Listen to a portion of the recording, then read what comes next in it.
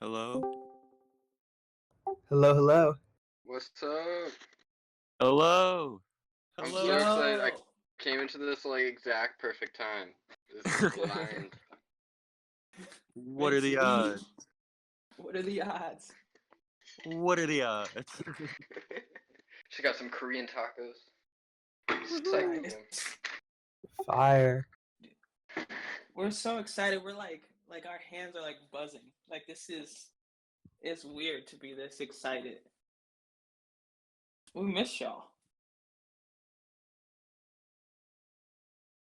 Yo, we're gonna share our face too. How do we do it on our phone? Just hit the little video button. Oh yeah, it's so easy. Oh shit, look at your head. Oh, Yeah. Hey y'all. looks Oh awesome. my god. I was like, who's that? Whoa, London, the hair. It is cut. That's crazy. Yo. Wow, I like it a lot. It's so sick. Thank you. Oh, appreciate y'all. Yeah, no one's like seen it, so That's we have wild. yeah. Now we have. Now y'all know. We during winter we finished writing all of our albums, like all of them. So we kind of knew that there was gonna be 4, and we've known that since like, gosh, we probably knew that before Circle Triangle came out. Like we knew there was gonna be 4, and we've known what they were about for a long time, and we still get to arrange and produce 2 of them, but all 4 are written now. And so once we finish the 4th one, we shaved it all off. It's been growing since like 2012 or some shit. So yeah. So hey y'all. Hey, Howdy. Congratulations, Howdy. That's a London. great That's mask. huge. Oh, thank you so much. Thank I you. appreciate it. oh, I was Hey, y'all. talking, and I was like, well, it's probably the person with the mask. Because I couldn't see anybody's lips moving, but obviously the mask. Yeah, I'm just walking The home. mask. Is that Hendo and Hitch? No, it's Is Connor. it what? It is. It is Connor. Yeah, okay. We're at home right now. Is it still New York? Yeah, I'm walking in We New see York right now. scaffoldings. Yes, it's all here. It's wonderful to be here. Oh. It's so weird having left off, like being here for my first week, and now I feel like this place is like completely my home and my stomping grounds now. Crazy. That's what's up. Yeah, That's I was how it just thinking happens. about that today. Like, it didn't even hit me until I realized, like, whoa, I haven't talked to any of these people in months since I was a completely different person. Yeah. Yo. Go ahead. I'm very similar to the last time we talked, if not worse. Just more boring. Same place. Been here longer. Hey man, sometimes that's winter, but you survived, and now it's spring. Sure. And also, Connor, we're gonna say like the city is its people. You know, the city's just made of the people. So you're New York City now, like, and it changes you, Yeah, and you change the city, and that's what it is now. absolutely. It's such a weird give and take that I've discovered this place has. Like, if you Yeah. ask the city for something, it'll throw it right at you. Yeah, it will. It really will. Like very quickly, and you have to catch it, or it'll like hit you in the stomach with it. No. How's life, RG? Pretty chillin'. It's been a rough couple of weeks. I got sick last week. It wasn't COVID, but and then like 2 weeks before that, I had been exposed. So I'm coming off like a couple of quarantines, and it was just hard. But like the last couple days it's been feeling like something was lifted. Like we're moving forward now. So it's like, and then I didn't even realize it was spring equinox, and then when I found out, it kind of made sense. I was like, makes sense. Makes sense where we are. Yeah. The lifting is on time. Wait, it's Yep. actually. Oh, I was just feeling like it was spring. I guess I No, didn't. yeah, as of yesterday, it's Oh. spring. Oh, Yep. cool. It's spring now. That's crazy. Yeah, your feelings are in tune. Huh. Can anyone? Let's see, Aiden, from where you're at, do you have a view of outside? Is everyone like either near a window if they're not outside? I want to flip the camera. Yeah, I do.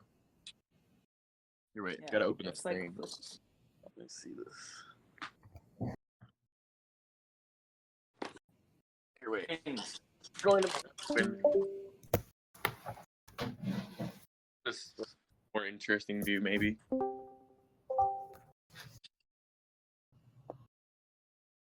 Oh Yeah. no.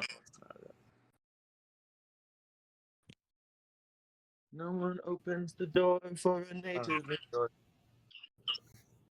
we go. Go back. We'll see if we can get all of them at once. Oh, okay. This is already one of my Yeah, favorite you're wild ideas. right now. I wasn't Oh, I showing. got it. Spring.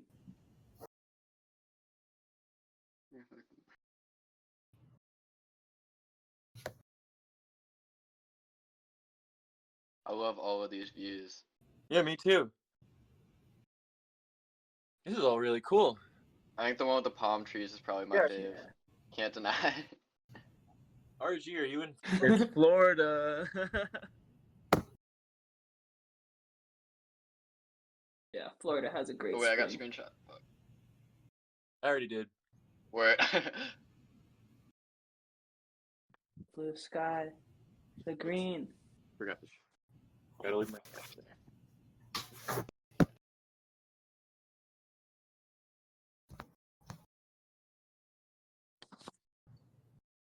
Jonah, your hair looks great right now.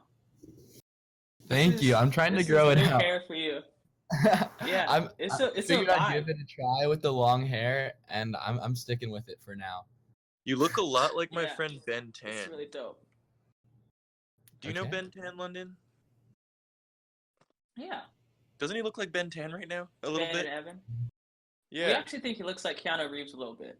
Whoa, I'll I've take always that. thought Ben Tan looked like Keanu Reeves. That's a so good that works out. compliment. Keanu vibes. Sweet. Yeah. Real strong protagonist vibes right now. Nice. I can see the Keanu Reeves thing for sure. Right? Nice. It's like I'm the happy to hear feathers that. there at the ends, like, yeah. Whoa, little bug friend. Scoop the slugger out the window. Out the window. Yeah.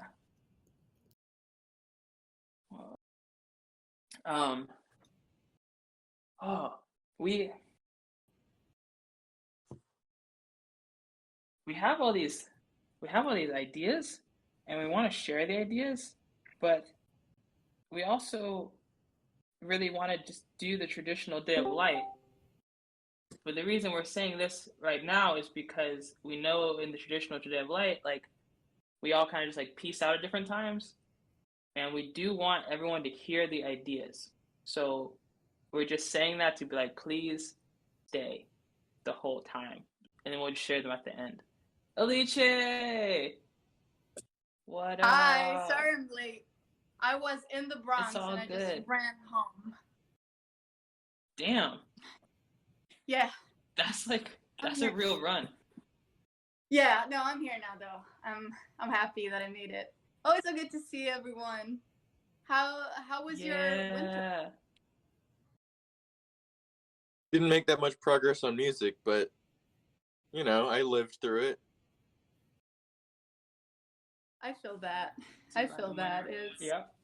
It's I like feel that, you know? hibernation. Hibernation. Yep, hibernating.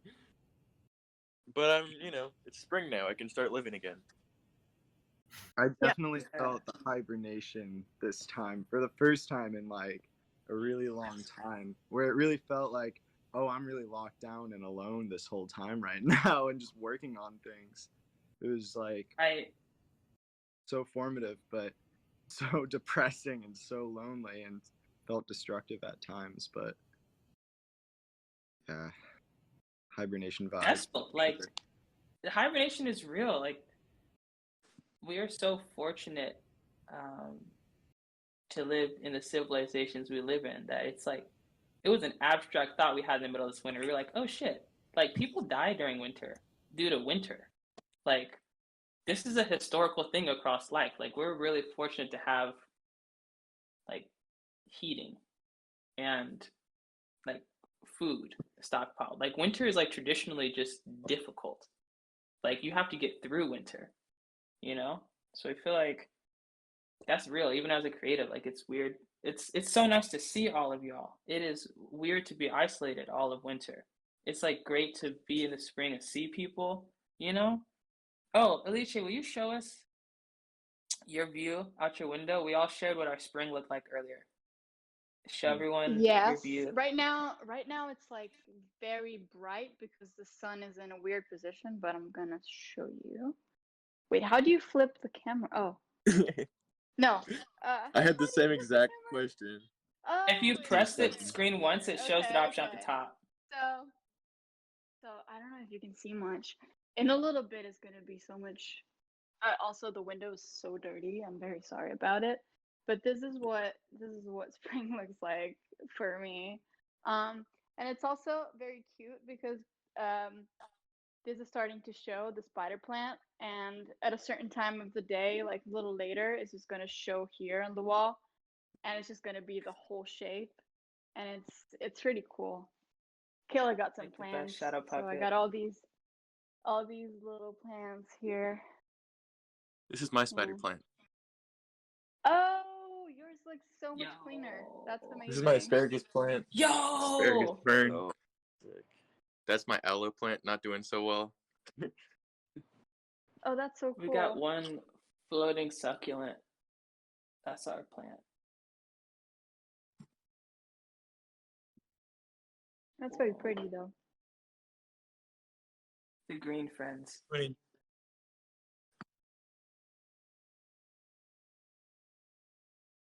They're so dope. The plants are so smart. I just feel like they're perpetually so smart. How much I love pine trees, and how I think the winter would be way harder if there weren't pine trees, because Agreed. they don't lose their green. And like I have one right outside my studio window, so there's always at least some green out there. This is really Yeah. good for me. The evergreens, crucial. Evergreen. Yeah. Have you ever seen a black plant? Because we have No. a black plant. We have a black ZZ Yeah. plant that Kayla got, and it's just so cool. We have a little. We don't think you can like.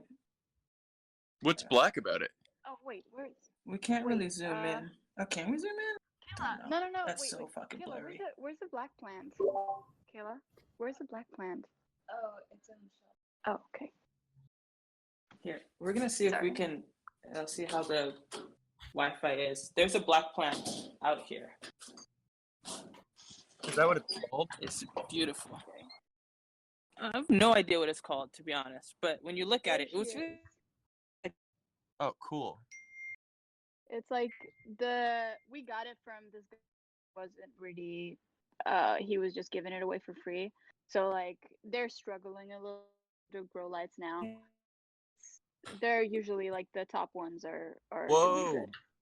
London's you looks see so them. good. Oh These shit! are like- Wow. right? It's wild. And then okay, the other thing that's like wild is like see in the center? That Whoa. like this plant is the same plant as this plant. Here, wait. Now I have to go That's downstairs. crazy. Like this is all one plant. It just like That's it just does that. It's just capturing a different spectrum of light. Wow. Ooh, it's Wow. so gorgeous. Look at that shit. Ah, wait, come back. Yeah.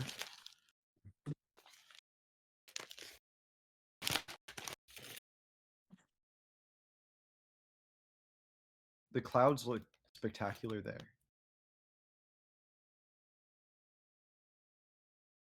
This is my Christmas cactus. Alright. Like, full expenses, hellos for the whole winter. It's out, like, the whole winter. Oh no. No. He left. Not the connection. He's back. Lowe's for Wi-Fi was like cutting out like crazy.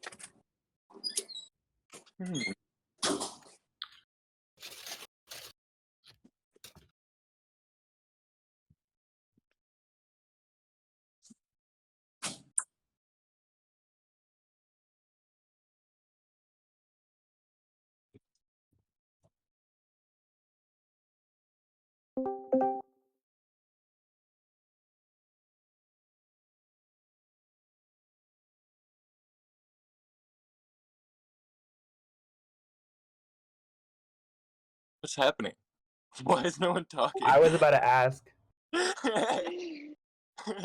maybe it's like our fault. We were asking like, let's do our highs and lows for the whole winter, and then our Wi-Fi cut out for a second, and we couldn't hear anything for like 10 seconds. And so then when it came back on, we didn't know if someone was about to speak. We didn't want to interrupt them, so we were just quiet. And then everyone was just quiet.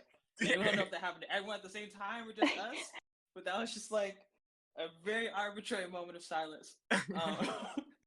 Oh, you just disconnected. For like a minute.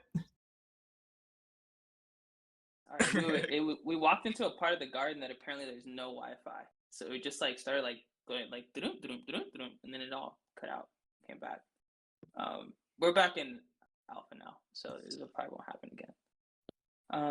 Highs and lows of the whole winter is like, I should have expected that, but I feel like I need to think about it for a second because it's a long time. So many things happened this winter too. Well, I guess I feel the same. I guess I can go. I guess the low. Oh, wow. Okay. The low. Prepared. Me. I didn't actually have to think that long. It was the Capitol riots. Like that was just the disturbing thing I've ever seen in my life. And just like I was crying, like crying watching that happen. I don't know. That was awful. And then my high was got my first vaccine shot. So now I'm feeling a lot more free. Like I feel like to get to travel again. Yeah, in like what is it? In 15 days, I think, or 20 something days, I'm able to like go places. Probably California. I don't know. You gotta come down here and visit, man. Yeah. Like we was talking about, come through. Like I can come to you for a weekend. Yeah, come down. Yeah. It's okay. It's not that we want to.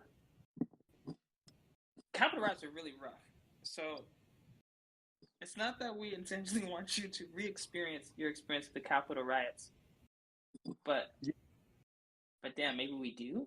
Is that? Yeah, I guess. We think for what we were gonna say is like now that we're doing this again, let's all like be mindful to do it in our senses as much as possible. You know what I mean? Like, it's actually like a lot more liberating than it seems, even with difficult experiences, if we can actually remember the sensory experience of it and live that, like how it looked, how like what we heard, what we smelled. If we go through the senses, like it increases the empathy, but it also allows us to see life in a very multidimensional way, even the difficult parts.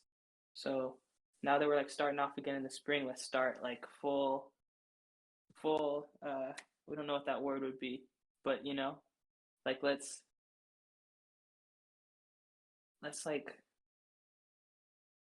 immerse ourselves in these moments of life like as much as we can, especially as we share them with all of us.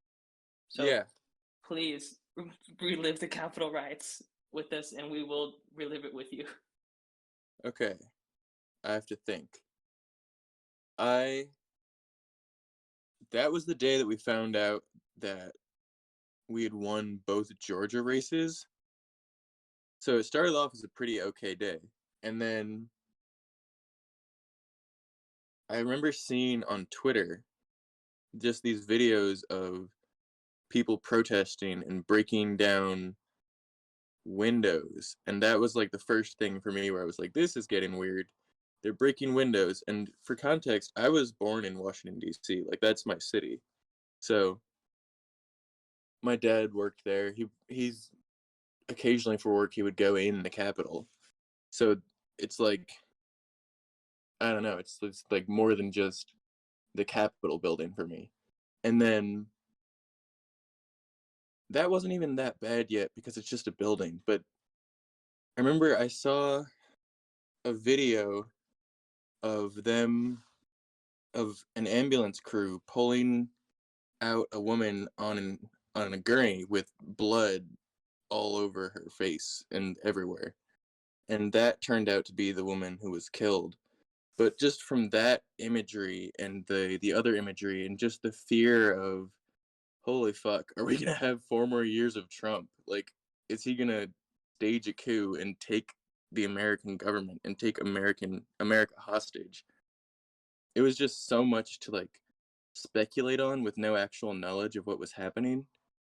And there was just all this like fear and stress and everything turning around, and just started crying. And then eventually I had to go for a hike with my friend, just spur of the moment, because I couldn't watch it. I couldn't watch it happen.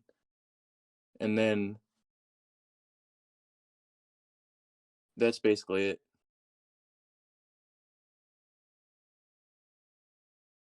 And then I guess for the high also had stress in it too, because I was just stressed about like, holy fuck, am I actually about to get a vaccine? Because it's been this hypothetical thing for like a year, or yeah, a year-ish, of when will there be a vaccine?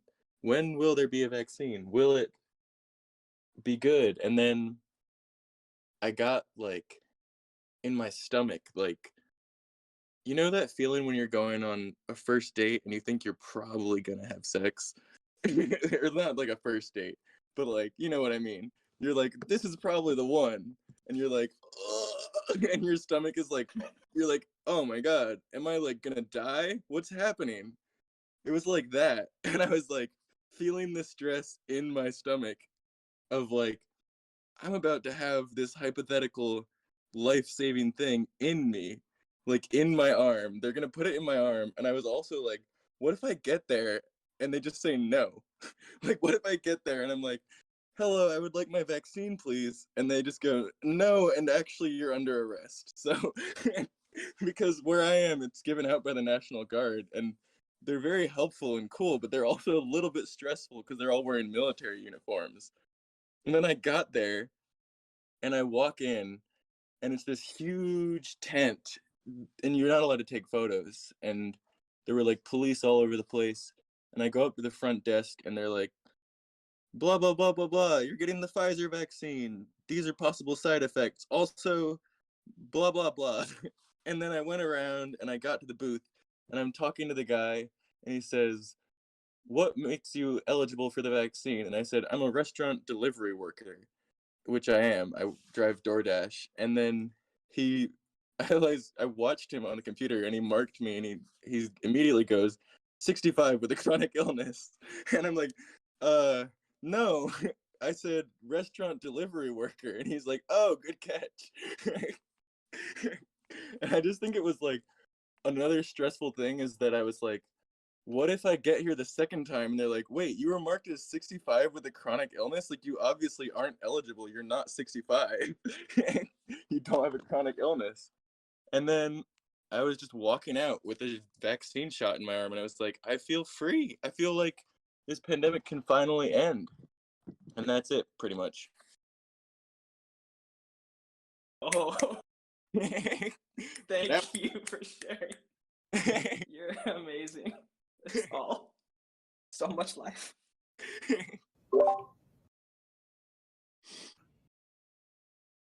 I can go next, unless we're gonna keep talking about that. So I moved into college for the first time, and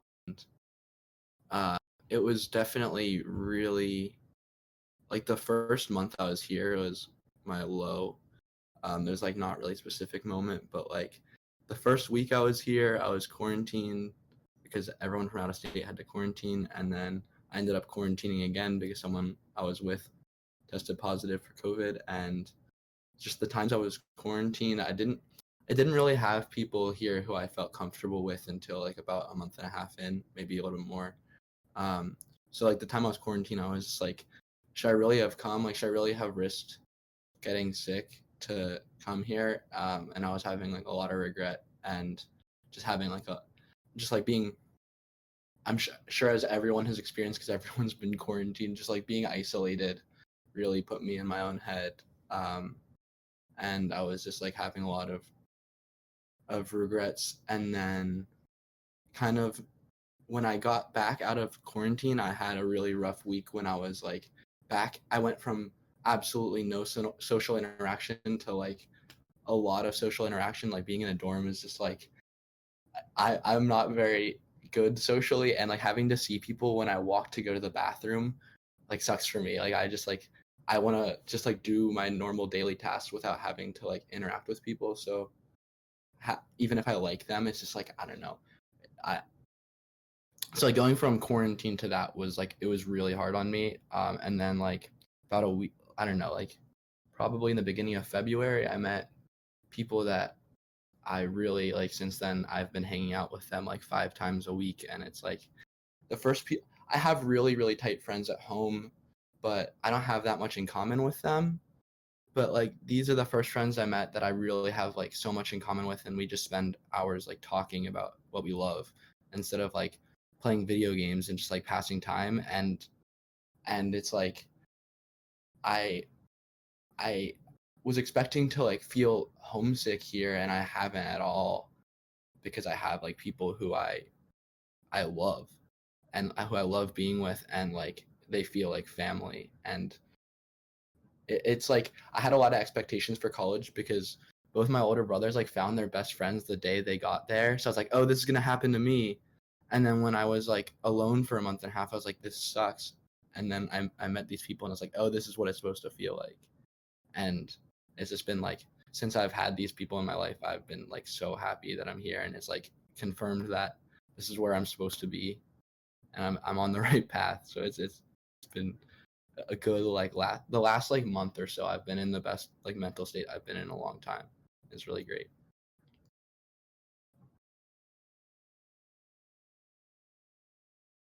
I can go now because mine like very much relates to what you were talking about, completely.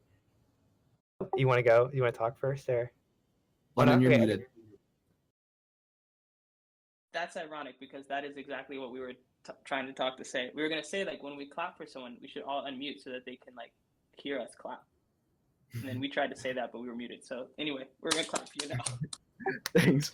It was a little awkward because I could see everyone, but it was silent. Oh wait. Cool. I'll go now. Please go ahead. Yeah. I think that just like I relate to that so much. My year, I feel like just since it started, I've had like the highest highs, but at the same time like the lowest lows. I mean, just like the big thing was I moved to college for the first time in January, which is like this is where I'm at. Like where I'm at now is where I've always wanted to go and where I've always wanted to be. But I feel like just kind of doing it and like experiencing it. Like I love music so much, and music is all I've ever wanted to do, and it's all I ever want to do. But at the same time, I feel like analyzing and studying music so academically, it's like at the same time, it's like it takes the fun out of it for me. And I think I'm gonna stay here as long as I possibly can. But at the same time, like I've been trying to focus on non-music related things in my free time to try and like leave a mark on the world the way that I always wanted to leave a mark on the world, but maybe not make it so music focused all the time. And I think that like what like really went down like a week ago, I came in contact with somebody with COVID like you, and I'm currently for the next 10 days I'm quarantined in this room. I can't go outside. I like the only like outside world is the window, and I guess your windows when I showed you guys that. But like that first day like in quarantine like hit me hard, and I was like, like kind of leading to my high, because it was definitely like a really major low, like being locked in this room when they were like, you have an hour to get out, you have to go. I was like, how am I gonna stay like where I'm at? Like, how am I gonna be in this quarantine, but at the same time, like feel like I'm connected to everybody else, feel like I have people there with me, and feel like I have a purpose. So I came up with an idea. I wanted to put out my actual phone number and get it to as many people across the world as I possibly can. So I used the one platform that I thought would work the best. I made a TikTok. I was like, hey guys, like I'm stuck in quarantine. Here's my real phone number. Call me, text me. And I told myself every single call, every single text I get, every FaceTime, I'm going to answer that call. I'm going to talk to them as long as I possibly can until I get another call, unless it's like constricting with my classes. And I'm going to like try and have a conversation with them, see what their deal is. And it was overwhelming reception. I got about, before it got taken down by TikTok, I got about 20,000 views in the first couple hours. And it was just like for 24 hours, my phone was just like exploding, call after call after call, text after text. And I was just responding to every single one, answering every single one, having a conversation with every single person I possibly could. And like in this time of like complete isolation, not only do I feel alone, but at the same time, I'm still getting texts, I'm still getting calls every hour. It's like I have never felt more connected to the world and connected to society, and met so many incredible people that I didn't think, because they live across the country, nobody that I could ever interact with. So it's just like really interesting. And like thinking about that and thinking about what I do and thinking about like, is that art? Like, is that a kind of art in itself? Like, can I create that? And can I do more with massive experiments like that? And maybe make not just music be the focus, but also like insane, like ridiculous things like that. So I've had many ideas that we're brewing that I've kind of thought about while I've been here, isolated like by myself.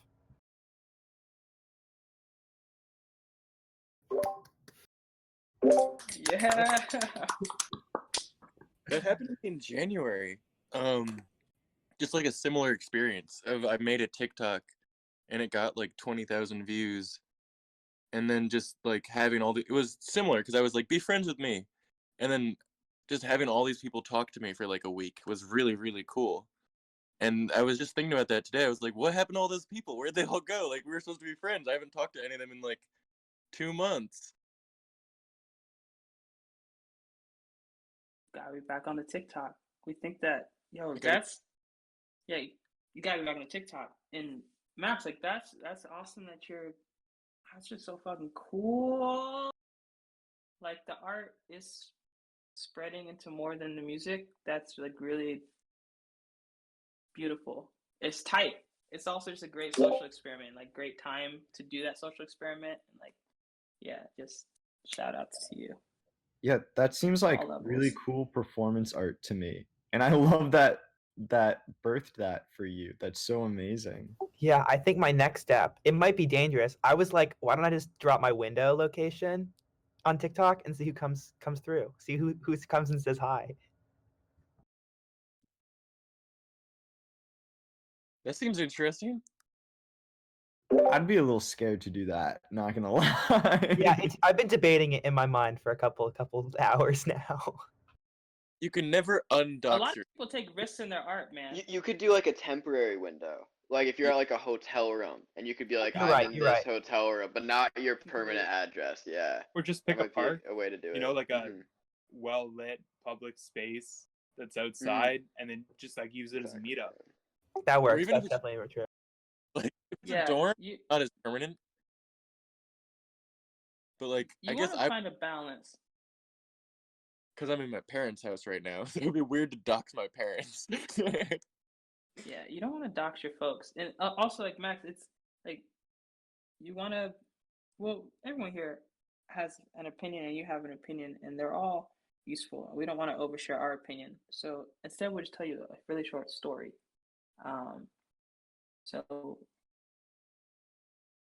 there was a time where we had the same press team as Mac DeMarco, and we would get to hear, stories about different things different clients were going through. And so I had this story about Mac, and he had an album. It was a very well-received album where at the very end of it, in just a very unassuming, honest way, he kind of just told you where he lived, and it just like matched the personality of his music, because he was just like down to earth in there and not pretentious, and he was on Captured Tracks, which was like, you know, a credible indie label at the time, but they're not a massive label. So he's like, what, I'm going to, you know, share this with like a few thousand folks. It's going to be a cool thing to have on their vinyl record.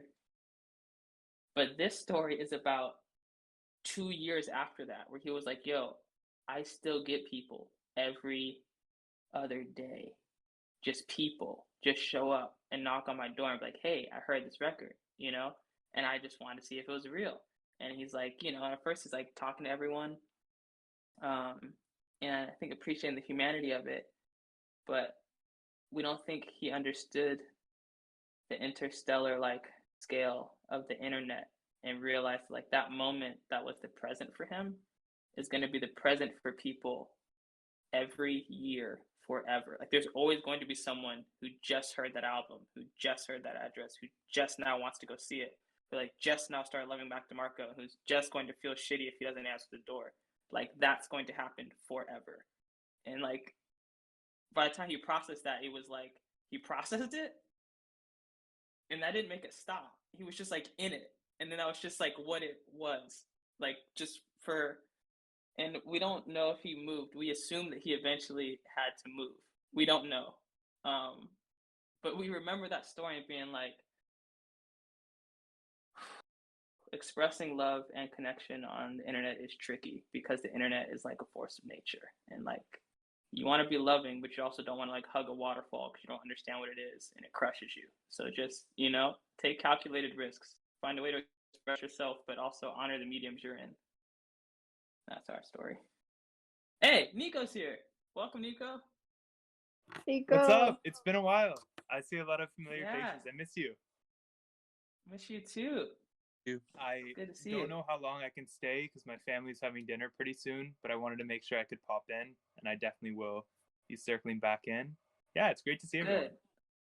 Is that a window behind you, by the way? Yes, it is. There's also a Charmander plushie from Japan. Awesome. And a bottle of carbonated water. These are the finer things. We've all been sharing our what spring looks like to us out our windows. Can you show us? Oh, sweet. That would probably be best. Oh, let's see what it looks like here. Oh, right. That's what that looks like. The sun is at the perfect angle. Hold up. Can I switch this? Yeah, if you... It's probably just light. It's just blazing light. Yeah. I guess that's what spring looks like over here. I'm in St. Catharines, Ontario. So it's been snowy and cold for the last while, but today was the first proper day where it felt like spring as well. So I just had a lovely just hour-long walk just around the neighborhood. Awesome. It's been nice. That was very so nice. You were like, what does spring look like? It was so bright in the webcam. It was just like, oh, Nico, that's crazy. It's because like I'm in the basement. And so it's just like one of those like little half windows. And I guess it's just the perfect time of the sun just hitting right there. That's crazy. Angle. Yeah. It was meant to be. Nice. Meant to be. Yeah. All right, who has a... You can probably tell we're in the middle of Nico. I mean, you hear all the time. But we're doing it for the whole winter. So like highs and lows for the whole range of the winter in total. Hey, who else has... like some experiences, like some senses they're ready to share? I can go. Freddie, I thought of mine before. Thanks. And like, well, one of them is like really recent, and I realized I guess does technically count as spring, but whatever. I'll start with that. Like, and it's my low. And the key is you'll realize this low is it's like a fake low because it really is like a high, but that's kind of with the theme that we're going with here. And it was just being yesterday.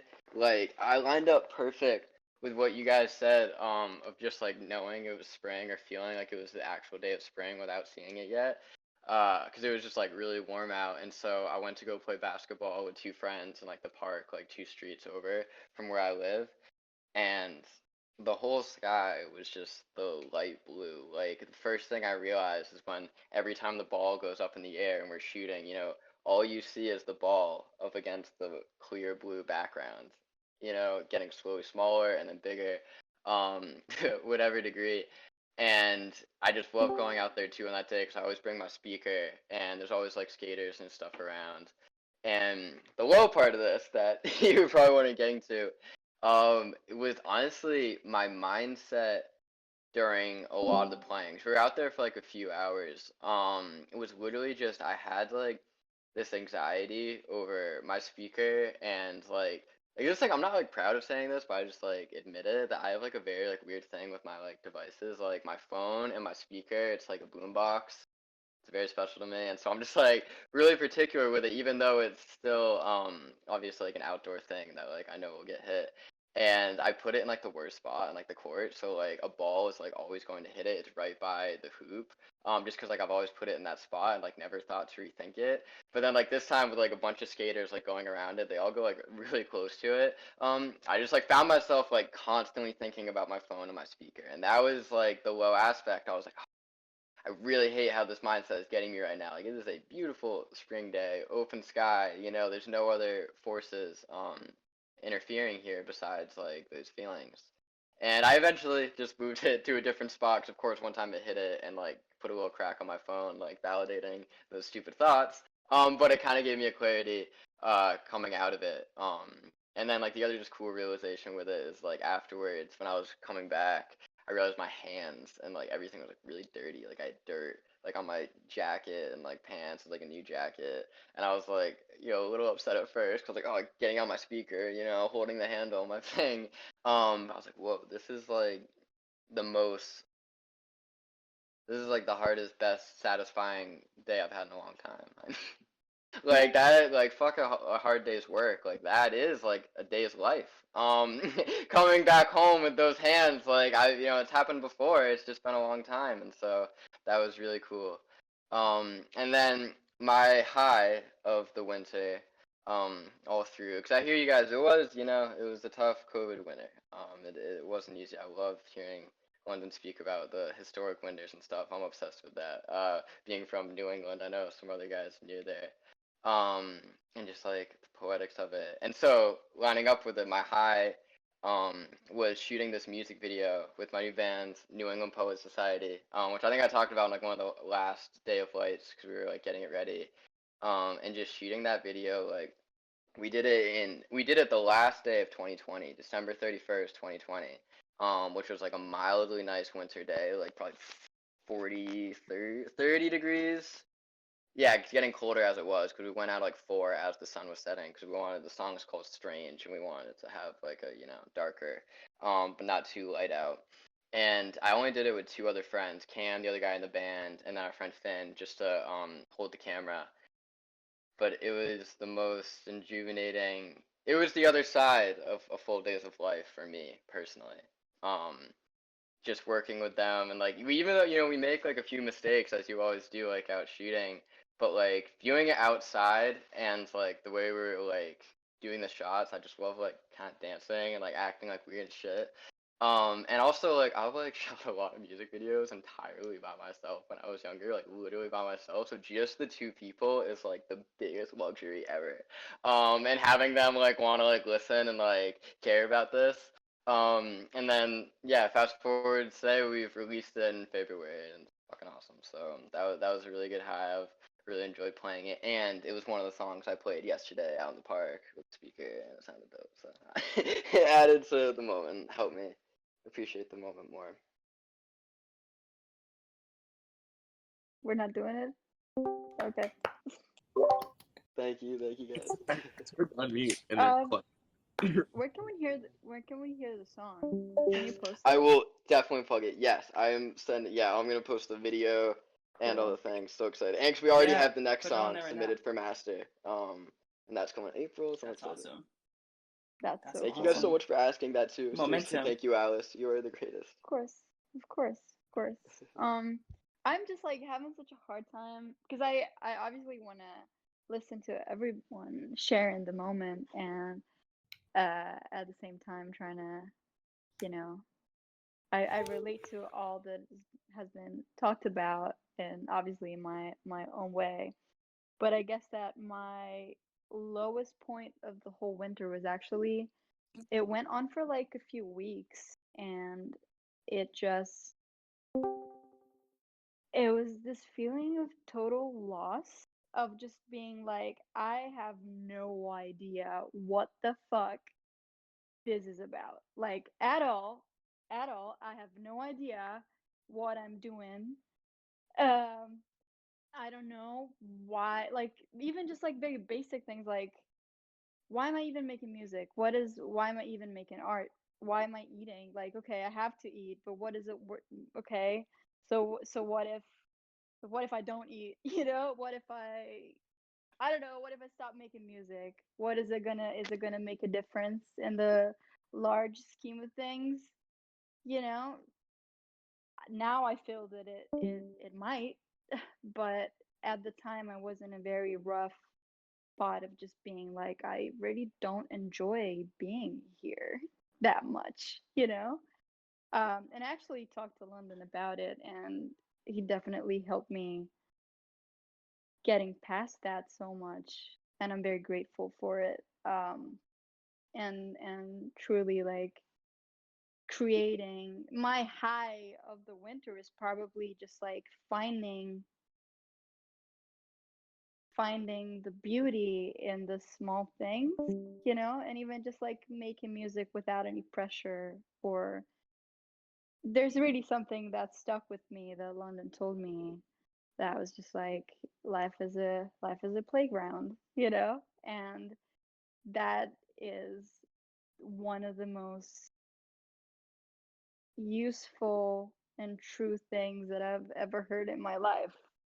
And just like being able to um experience life with all these terrible moments and still take it in a way where it's like, you know, this is a challenge. It is what it is. It's not the end of the world. Um and maybe there are people who actually are going through this who might not be able to give it a name. For the longest time I couldn't even give it a name, and that was when I was struggling with it the most, because I was just like, I truly don't know what is wrong. But also, oh my god, somebody I've been trying to be in contact with for like 6 months just called me. So I might just actually call them back, because they have not been to me. And I've got to go, but I'll be back. Let's I'll be clap back for her very while she soon. goes, though. Love you all. Sure. Love you Okay. so much. Love you. Enjoy the Love call. you. I will. I can go next if that's okay. Yeah, go for it. Awesome. Okay. So this winter has been so full of so many highs and so many really low lows.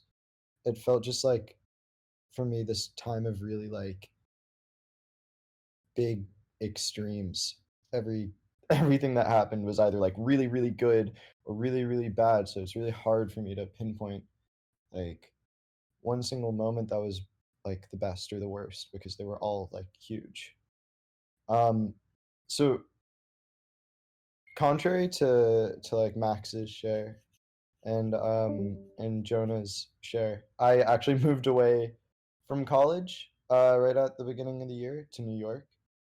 And with only knowing about 3 or 4 people here, thinking that I knew a lot more, because the pandemic kind of reduces the people that you can see every day and the amount of people that are willing to let you into their bubble and everything. So I didn't really have a lot of people here, and I was really excited when I moved here first, because I was like, oh my god, this is going to be so great for my creativity. I'm going to be able to like write all this stuff. And that's what happened at first. But then around January, I kept hitting all these walls with my writing, and I would be like forcing myself to like sit down at the computer and like make a song in Logic or something, just so I could create something, and said I could create something. But everything that I made, I hated. I wasn't proud of it. I didn't feel like it was saying what I actually wanted to say. So I just kind of let myself stop until I really had to write something down. And it was just really depressing because I felt like I had nothing to grab onto, and I had no value as an artist, and I haven't booked like a single acting job here, which is so confusing to me because that's the reason that I came here, or like a huge big reason that I came here, so I could try to book more acting jobs while this pandemic's happening instead of being on a campus. And I also had to kind of let go of that and just let it exist instead of just like trying over and over and kind of beating a dead horse. So that was like definitely my lowest moment this day. One day in January, I was just like, I just have to like let this all go and let the universe take care of it for me instead of forcing it down my throat to try to get better at it, even though none of it's like coming out the way I want it to. And it was just really hard. I felt like I had no sense of identity. I had no friends here, and it was just me alone in my room thinking. But then I gave it like a month or two, and that's when my high came in. I discovered these things called NFTs. I'm sure everyone's heard all about it. I'm not gonna be What's like that? I'm not even gonna explain it. I've explained it so many times. I think everyone's like really like tired of hearing about NFTs a bit, but they're like it's this new form to monetize digital art and everything, and it was Put a really long strange. description of it in the server too, so anyone who doesn't know, they'll know. There you go. Yeah, there. Um, yeah, so I discovered these things called NFTs, and it was really strange because the week before I was like praying, literally like I only do like Hail Marys when I get down to my lowest low, and I really, really want something, and I've been trying at it because I'm not a very religious person, but I did this like Hail Mary like saying like, oh please like just send like me away where I feel like this is a viable career for me and like I can be successful in this. And then like a week later, I got on Clubhouse. I got an invite, and I discovered these things called NFTs. And 2 days after I discovered NFTs, I was able to sell my art for the first time, like visual art, which I never even considered myself a visual artist. And it was like I went into these rooms and I was like, look at all this art that I'm making. Like I would really love it if you guys would check it out. And there was this piece about this concussion that I had a couple months ago. I took a bunch of photos where it was a bunch of photos from the night of the crash, and I put it into a neural network and told it to recognize faces based off of the photos. So it created like the same effect as me trying to piece together the whole night. And I went into all these rooms and I shared it, and finally someone was like, "This I also had a concussion, and this like gives me such a visceral feeling, and I understand this and it resonates with me. So I'm actually going to get it. Congratulations on your first sale." And I was like, "Oh my God." And I did this like huge like dance. I could not stop smiling and screaming, even though like I'm in a small apartment building and it was late at night. And it was just the best feeling ever because for the first time, it wasn't even that I had made money off the art. For the first time, someone was like, this resonates me on a level where I want to own it. And like I understand this just as much as you understood it. And something clicked in my brain that was like, well, that's what I've been searching for this whole time. I just need to tell my stories the way that they are, and it'll resonate with people if like it does. And if it doesn't, if no one gets it, so what? That's my own personal piece. I can hold on to that forever, knowing that I'm the only one that understands it, or like one of the only people that understands it. And it just shifted my mindset completely. And it was just a wonderful moment after feeling like I had no worth as an artist. Yeah, so that was my high and low.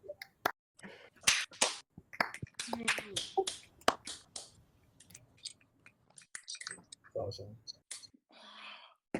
Connor, that was so nice to hear, dude. Like I'm so happy for you, man. That's Thank you. beautiful. Like that, you definitely just like inspired right now to like exactly something I want to do, like making NFTs and stuff, and how fast you did it. That's badass, dude. Really happy Yeah, for you. do it. just throw yourself out, just throw yourself into it and connect with the community, and it'll connect with you right back. I will say, be aware of the environmental the consequences. Yeah, beware. It's like NFTs like destroy the environment right now because of the amount of power they use. It's like a diesel engine. It's like just be aware of that. That's very real. Like right now, just cryptocurrency in general. The computational effort of crypto, like the computer processing is still so challenging that the amount of energy it takes right now to process it is massive. So it really does take a toll on the environment, and it's not necessary that it does, if that makes sense.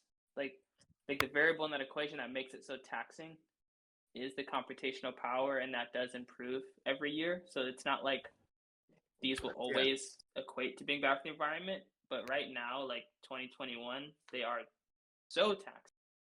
And so like that's real. And not a lot of people talk about that. So that's really cool that you said that, Aiden. And we happen to like really believe in cryptocurrency so much and love NFTs. And but this is something that we talk about with our friends, that it has a price right now. It's a really high price. But also just, dude, thank you. You like,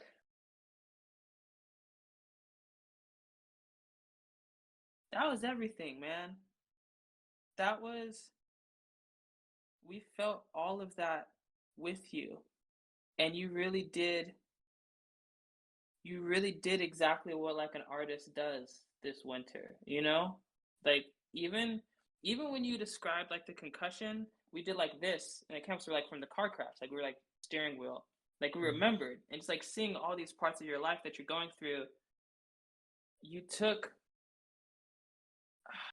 like a truly difficult, challenging experience, and you found a way to render it with meaning. Like you didn't just suppress it and forget about it or push it away.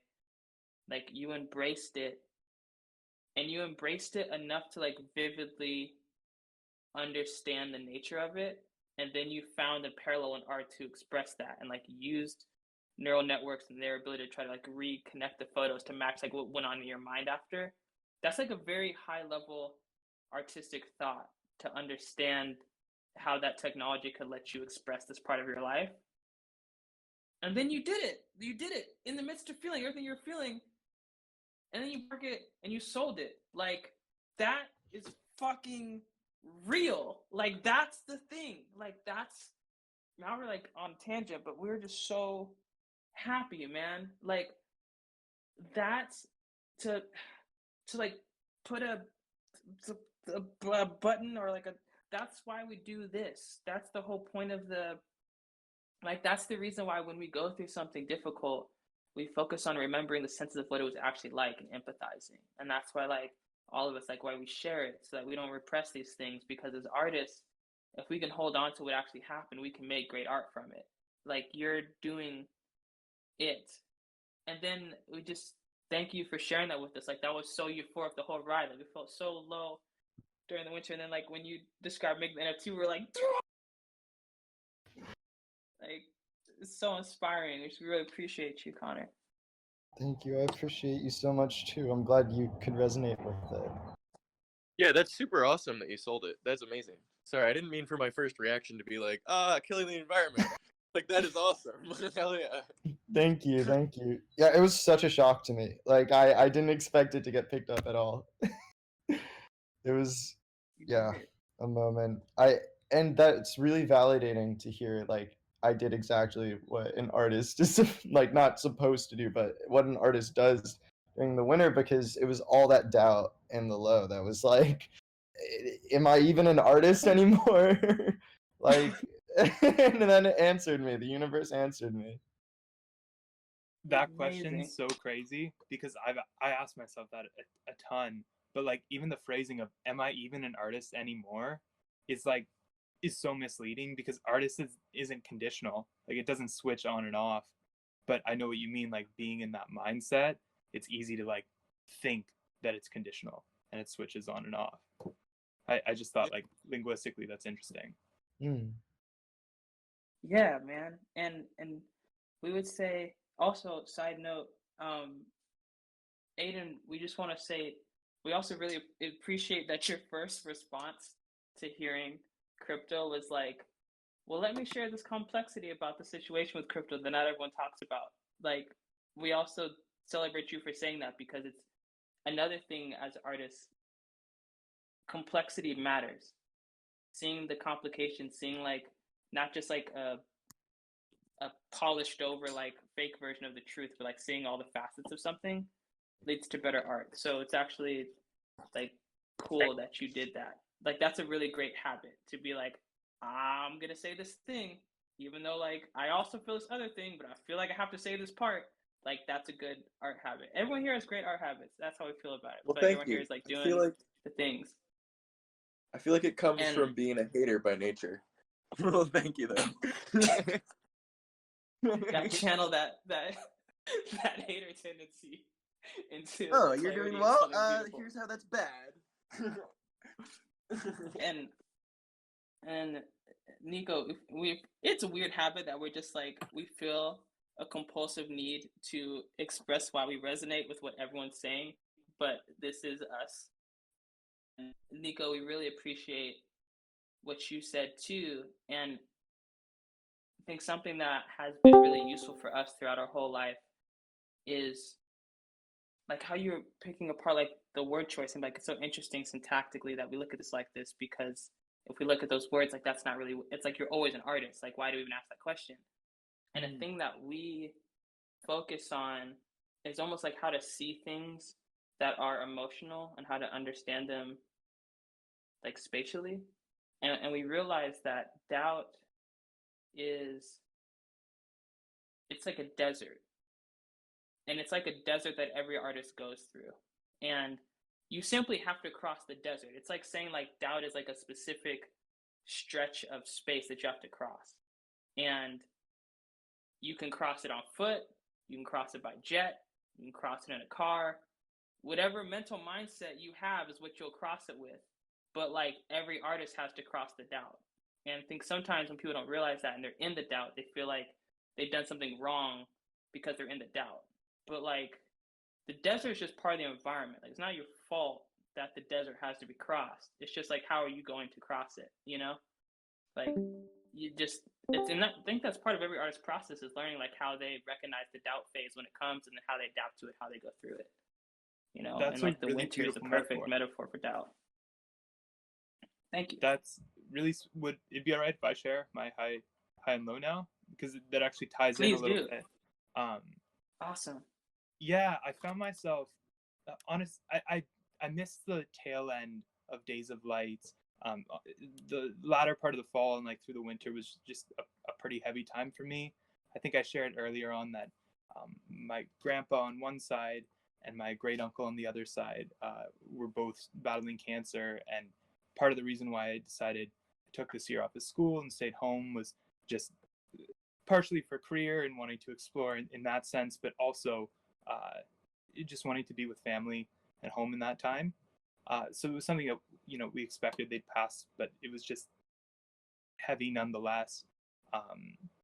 And so my grandpa passed in October, and that in itself was so crushing. But at the same time, I felt like my whole family, we just like didn't get this chance to process and grieve and mourn, because our attention just immediately went to my great uncle on the other side, who was also struggling and moving into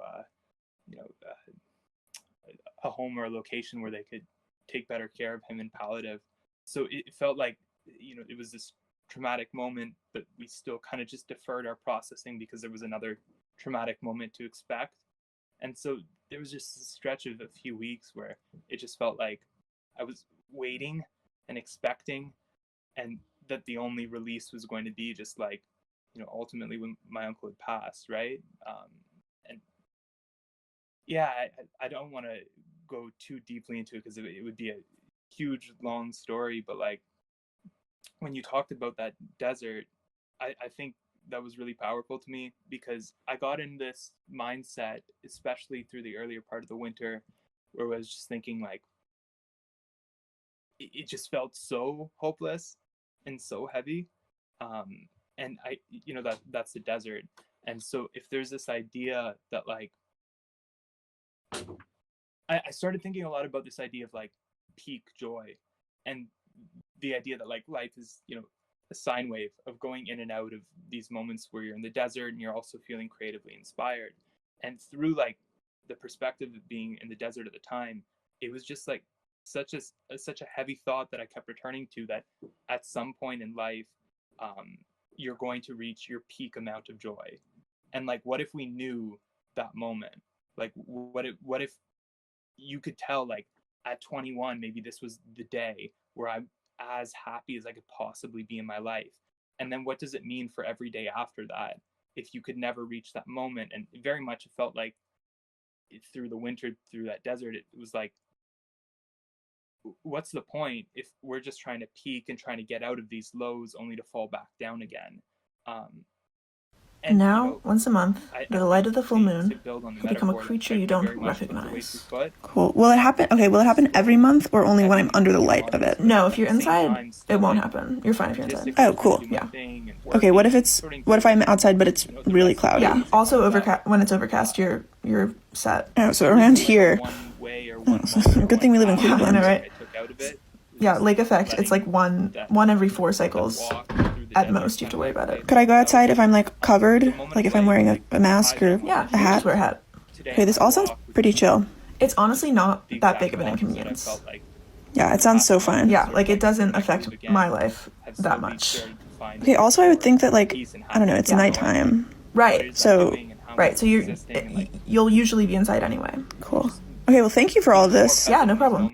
Now I was on the walk, and like from this moment of like, okay, if whatever the opposite of the desert is, I kind of like revisited that metaphor of looking at the sine wave of like coming in and out of those feelings. And it's so powerful to me that like from the moment that I'm in right now, it all feels worth it. Like I very much am willing to just enjoy the time that I'm spending at my peak and not try to quantify this amount of peak joy. Just like, I'm here, let me be here right now. Like as I'm strolling, it's exciting just to see like people walking past me and remembering that there's other people going through this experience. And you know, the air is beautiful and crisp today, and oh, I can actually take off my hoodie because it's warm enough outside. And those sort of moments are just like, it makes it so much more worth it. Yeah, it's not, I guess that's not a definitive moment of low or a moment of high, but it was sort of like the desert, and however we want to call that time that comes after it. And that's just, yeah, been really present on my mind. Thank you. Amazing winter arc. And Ocean. We really appreciate that. Like, we I would just celebrate you. I appreciate it. Thank you. I would think the opposite of a desert would be an ocean. That's sweet. Yeah. We thought of it like a mountain, or like a it's not like a full mountain, because maybe it's not. Our mind went to all these places. We were like, oh, is it like a mountain? But then I also thought like rainforest. artistically. But Yeah. we think maybe like just something high where you can see further out and appreciate like a warm climate that's not like burning. Like a clearing, a plain, like a clearing, grassy clearing. A plain. Yeah, like a grassy clearing. We feel like an ocean is a really good one too, or maybe like when you reach the like reservoir. Yeah. I'm thinking about like emotionally, what would be the opposite of the feelings of the desert and why they're like difficult. Yeah, an ocean could actually be pretty similar to a desert because there's no drinking water. Right. And you're stuck on this flat surface. In the ocean. Yeah, you're right. You're right. I was thinking more of like if you're a fish, the ocean. It doesn't necessarily have to even be like an earthly experience, right? Like the part of the desert is like, I think the weight of just like walking and being tied to this place you're in, like it's almost an experience of like floating after that, like a presence. Yeah, exactly. It's like the weightlessness, the floating. We think like the desert is like there's nothing within reach of you, and there's like no visual signifiers, and the climate of that place is like beating on you. It's like the nature of doubt that makes it desert-like. And like the floating, like the air is your friend, feeling that things are within reach, things are stimulating and interesting in your view, that you're in an environment that you can, if you just stood still, you'd be fine. Food, water, like it's not like that's kind of whatever the opposite, wherever that place is, the topographical opposite. But we also want to say like what you just shared, even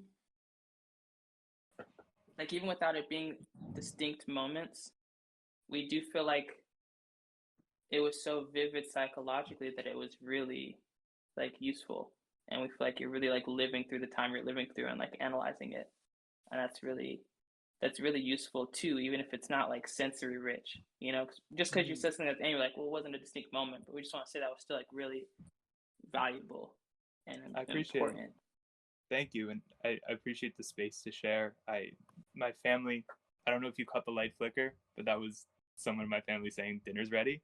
They just like turn the light switch on and off. So I'm gonna run, but thank you all so much. Cool. I'll definitely catch you. You're welcome. On Day of Light in the server.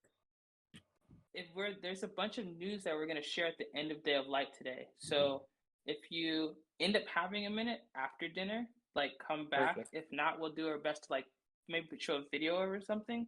But you're gonna want to hear the news. So yeah. All right. I'll try to circle back as soon as I'm done then. All right, cool. All right, see you soon. Peace.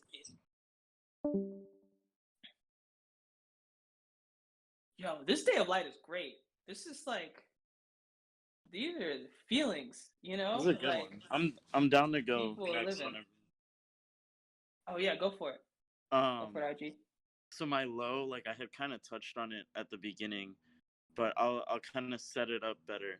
Because like my sister got married a couple of weeks ago, and it was supposed to be in October, and then because of the pandemic it got moved to March, and like changed venue so it could be outdoors, and like got the guest list right so that pretty much everyone there was vaccinated or tested or had antibodies or whatnot. So it's been kind of like this big buildup, and I live with my family, so like my house has been like a whirlwind of planning and all of this stuff.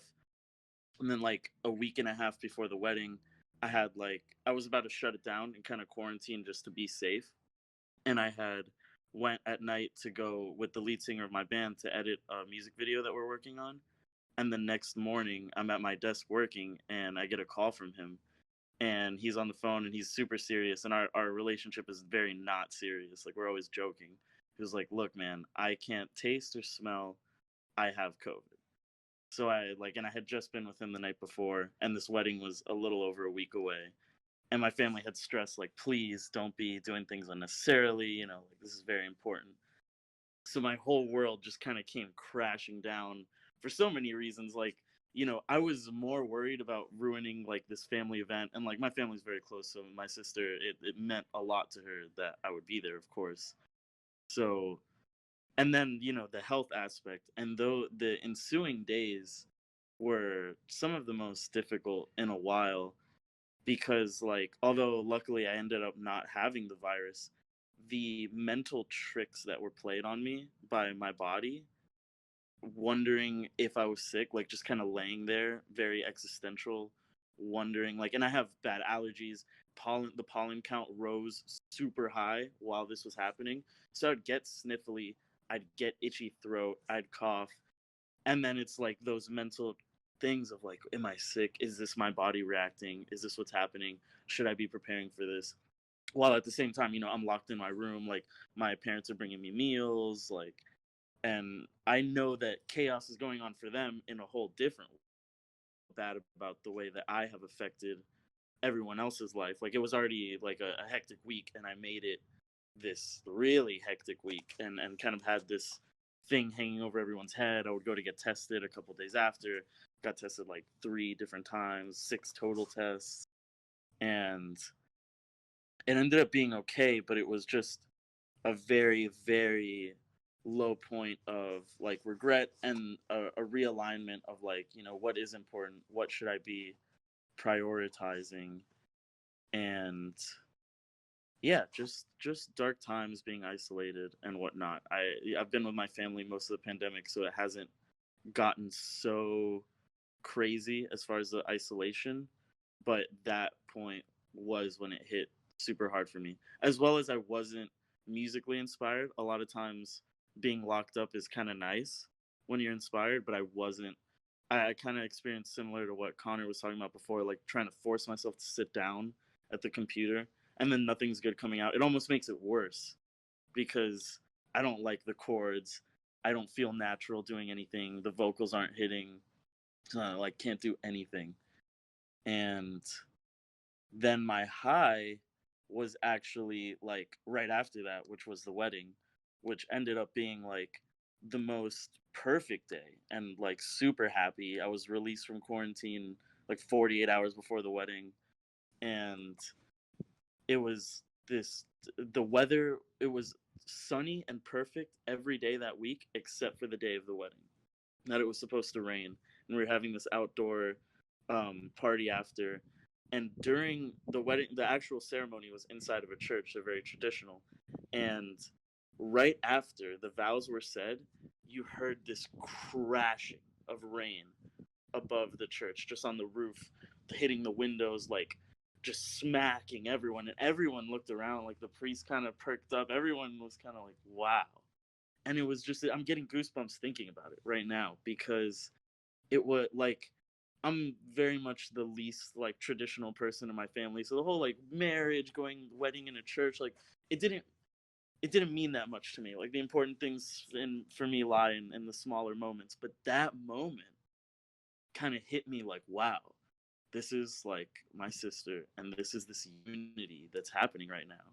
And these two people have gone through so much over the last couple of years, being separated, dealing with this pandemic, and they stuck it through to create this moment of love. And like, you know, the whole family is in the room right now feeling this, and the rain is hitting, and we love the rain. We've been scared of the rain all week. Everybody's been talking about how scary the rain is going to be, and now everybody can't stop smiling because of the rain.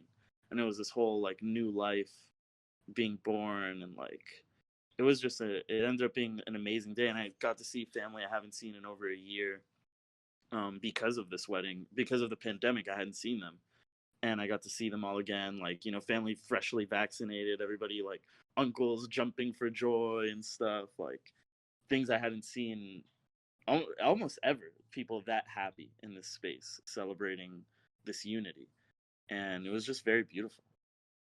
So yeah, that was a high.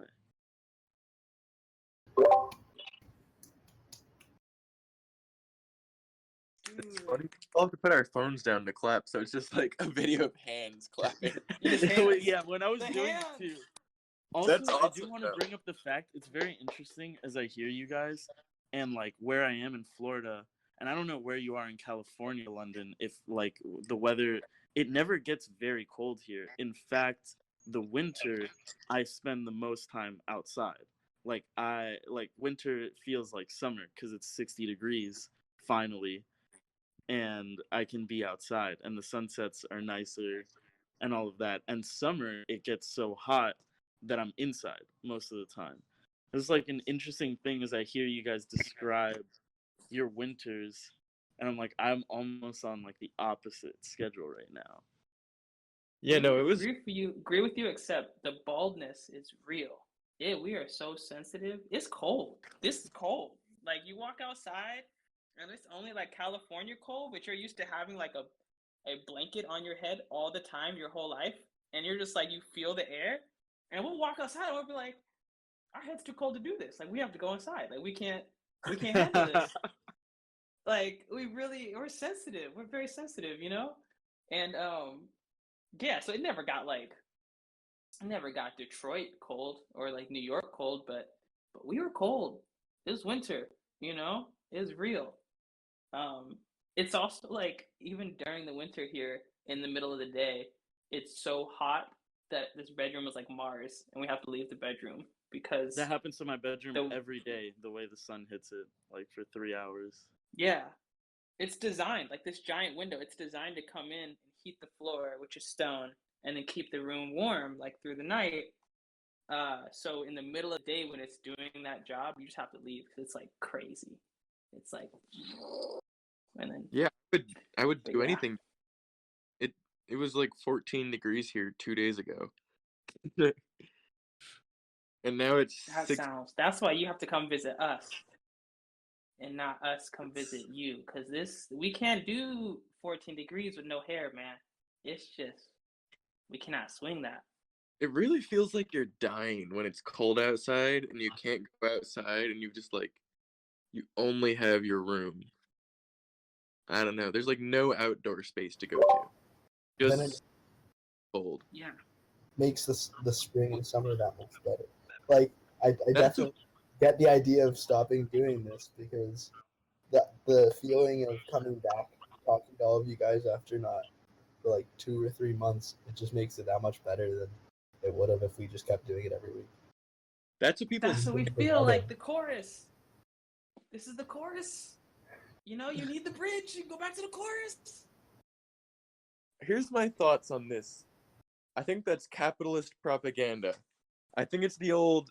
If every day is your birthday, is capitalist propaganda. If every day is your birthday, no day is your birthday. It's that type of deal. I think if every day was nice and warm, I would be happy every day. I think that's how it is. That's how I've been having this argument recently. I'm down with being happy every day. What's wrong with that? Exactly. We think that if you would truly be happy every day, if it was nice and warm, then you need to really just move to Southern California. If it's gonna be that simple, then I know it's expensive. It's within your power. Well, we feel like well, we're not gonna argue with you there. Yeah, but we would say that we actually really appreciate the seasons. Like even being in New York, which is also expensive. We appreciated access to the seasons. We like the arc. It's meaningful because you will. I like the cycle. Without the arc, man, it's difficult. You feel that cycle. Yeah, we like the cycles. We need that. We need. Yeah, that. I feel like we just feel like nothing changes. We'd get like hyperbolic chamber vibes. Yeah. And like humans kind of do that, or like any animals do that anyways. Like, you know, we do in cycles no matter what climate we're in. And so if you're with a season, like, it could be easier to tune into it. Especially when you have 04. Like, you feel it going into winter and then coming out. It's sweet. Yeah. Like, it's tight. I feel like probably it was. Aiden, you should move. I've been feeling stuck here is probably why. But, you know, I think COVID is a big contributor to why winter was so bad this year. Is because it's been like forever since I've seen like anybody other than my direct family. Like I have my one friend went to college, so it's just me in this small town that I don't love that much. We really do feel you, because we haven't, like, we'll talk to some of our friends, we'll call them or FaceTime and like compare their experiences through quarantine to ours. And for whatever reason, maybe because we're here with our family, so we don't want to take any risks that would put them in risk. Like, we're really quarantined. Like, we're really, and for whatever reason, we've always just been into, like, not for whatever reason, it's such an obvious reason. Like, 2 years without a home changes you. Like, when we got our bedroom in New York, we were like, bedrooms are the shit. We wanted to leave our bedroom, fucking love our bedroom. Our bedroom is a spaceship. Like, we gonna learn how to operate in this bedroom. Like, outside that window is space. And we just got used to like being in the bedroom. And so then when COVID hit, some of our friends were like, you were so strangely prepared for this. Like, all your natural habits are already like you're living in a bedroom and doing everything from a bedroom. And we just thought that was funny and true. And so maybe we're very well prepared for what this is. But even still, man, it's difficult. It's difficult that no friends visit the bedroom. It's difficult that like you can't go out and see people and come back to the bedroom. There's been a few times in the winter where we just have to remember, like, this is not natural. It's okay that this is difficult because this is not natural. And it's not always going to be like this. And you just kind of have to, this is like its own version of winter. Like, you have to get through this, like a winter of people. You know? Like, if people are leaves, this is like the winter of people. And like, we just have to get through this. And it's okay that it doesn't feel normal, because it's not normal. It's more just like an endurance thing. Like, try to make it through this thing that's not normal, and, you know, get to the other side and experience the spring of people. This was not our high. we'll share our high. But we did go. We got to meet our brother's mom, which is amazing, and it involved us walking to get ice cream. And when we walked to get ice cream, we saw more people than we have seen in like forever, and they were all like people in their 20s, like in our age range. And we were just like, it was so weird to see people again that we were just like taken aback. Like it was like foreign to us. Like, oh shit, there are people in the world, like lots of them. And it like it's gonna be weird, man, but it's gonna change. Like the people are coming back, you know? One thing I've noticed just from driving DoorDash is there's a lot of people who never went away. Like, I've been going into these restaurants to pick up food, and I'm like, this is a packed restaurant. There's no masks in sight. What is happening here? Like, and this is New York. That's why like, it's taking so long. These goons, man. Exactly. I'm just like, people, what? What's the effect on them? Like, how is the pandemic affecting you if you're going out to eat every day anyway? Like, God. People who really just went like, nope. We need to be more collaborative as a species. Like, this is not, they're bringing down the team. Like, I was in a restaurant yesterday, full to the brim, gotta be 150 plus people, with an hour and a half wait time for, like, a seat, because I was picking up food. And then I was there at the same restaurant last week, and a dude walked in, no mask at all, just walks in without a mask. And then I took a picture of him from behind, which is probably dangerous, because people who don't wear masks are, like, kind of aggressive. But I took a picture of him reading the sign that said wear a mask. I'm gonna send it to the group chat. I think that describing people that don't wear masks as kind of aggressive is really funny to me, because I think that the whole idea of not wearing a mask is extremely aggressive. Like, yeah, exactly. It really is.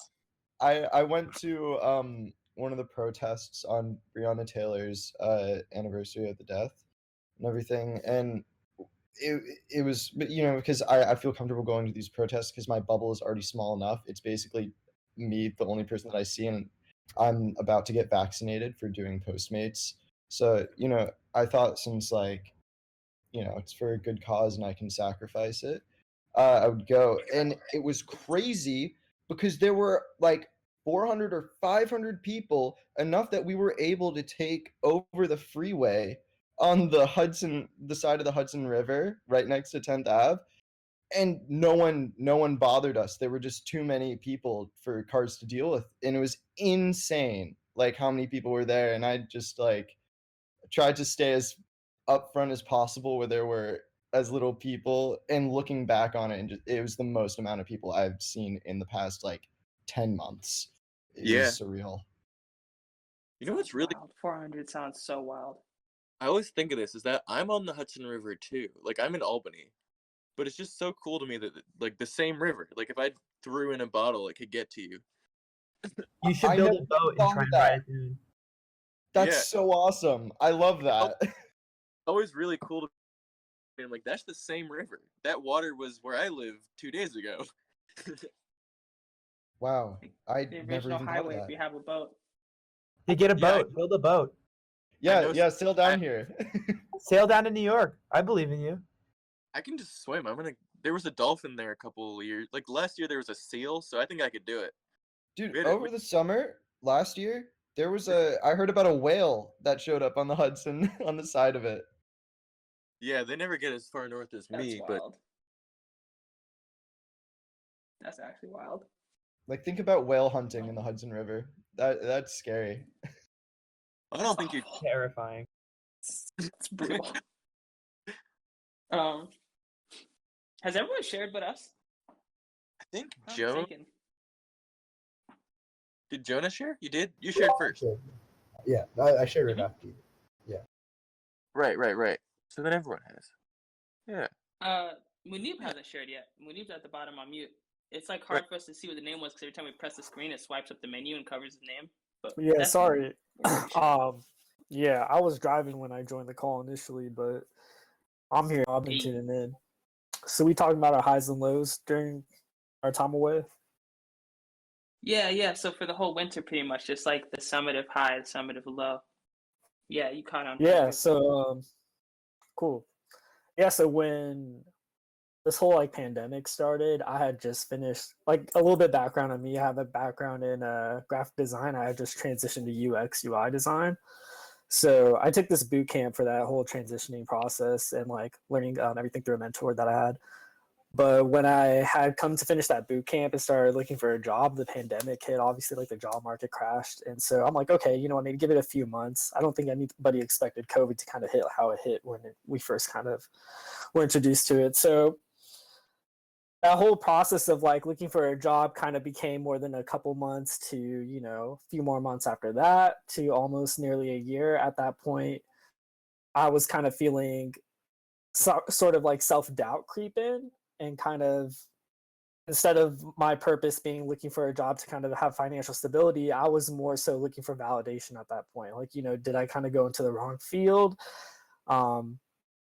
You know, so like I said, like a lot of self-doubt started to creep in. But as time went along, thankfully, I finally got a call from a company that I was interested in, and they offered me a job, and I've been working there for like 3 months now. So things have been starting to look up. So I guess that's kind of like my high and low kind of tied into one.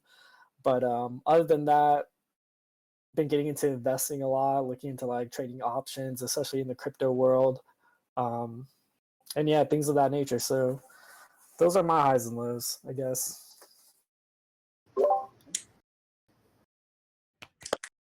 That's what's up. The journey to like, that's just the professional creativity journey, you know? We're happy that you have that spot where like they're hiring you to use your UX abilities. Yeah, for sure. That's what's up. Why am I so washed? I mean, that journey, like people don't really talk about it too much because like everyone kind of likes to share all the positivities that they have, like especially if you're on LinkedIn a lot. It's like, oh yeah, I just got this job offer, I just got hired here, but you don't understand like the process of going through it. One of my favorite subreddits, it's like data is beautiful, and it shows like how people like, I've applied to like 300 positions, only heard back from 5, only got interviewed at 2, and got an offer at 1. So like it's interesting to see like the layers and complexity that people go through to kind of get to that end point. 100%. And it's, thank you for sharing it. We feel like that's, you know, once again, like the whole reason of why we do this is so that's more natural to all of us. And when we're going through that, it's like, yo, maybe you just have to go through that many. Like maybe that's just like what the landscape is. Maybe that's what determination looks like. Like we feel like you just gave a perfect example of determination, you know, like that. I love the idea of the subreddit. Beautiful. Too. Like that's so cool that there's something like that out there. And oh yeah, it always makes me think about like the main piece of advice that I get from my acting teachers is like the best actors that you see that you think that are the best are the worst actors, because they're the people that take the most risks and make the worst decisions and figure out what works and what doesn't work until the final decision lands. And like, you know, it's that one, and that it's definitely not the one that you tried a month ago. Yeah, for sure. Yeah. And that subreddit, like in general, is like amazing because you see all these insights that on like different varieties of categories and like topics that they touch on, which is super, super cool. That's what's up. We are growing to love Reddit more and more throughout winter. We're gonna probably find that subreddit. Data is beautiful. Right. Cool. All right. Thank you.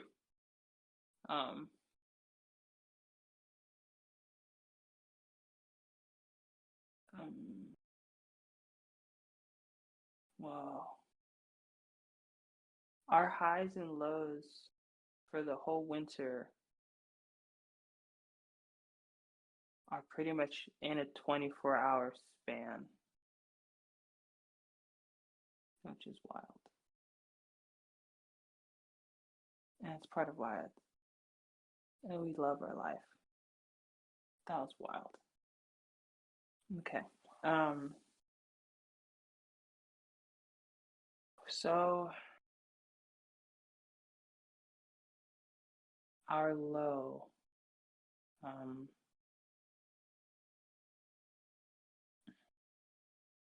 We are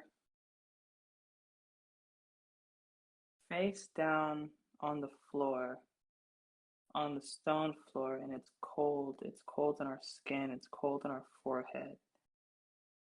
And we're exhausted, and we're just breathing everything out of us into the stone floor. And it doesn't make sense to talk about why we're exhausted, because talking about it in this particular moment will distract from finishing what we're going through. And so we're in it, and our brain is kind of numb. It's been responding to so much volatility, so many moments of like pleasure or sensation, that it's just tired, it's drained, it's kind of lost feeling. And so we're just tired, and we're overwhelmed by the forces of all of life. And we feel very deep, like solitude and exhaustion, because it's not like physically tired, it's like very spiritually tired. And we're lying on the floor, and our mom is asking us if we're okay. And she's asking us if we're okay, but she doesn't mean like generally okay. She means like, are you going to kill yourself? You know, which is something that I think is like a fear that she carries, because it's something our father did. And so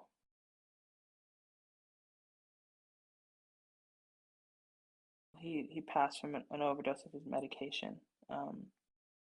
And she just sees that we go to a lot of places as an artist that are very difficult to go to psychologically, and that we've just done it for all of our 20s. And it's also in her nature that she finds strength in caring for people. So when she sees us going through something difficult, she impulsively wants to step in.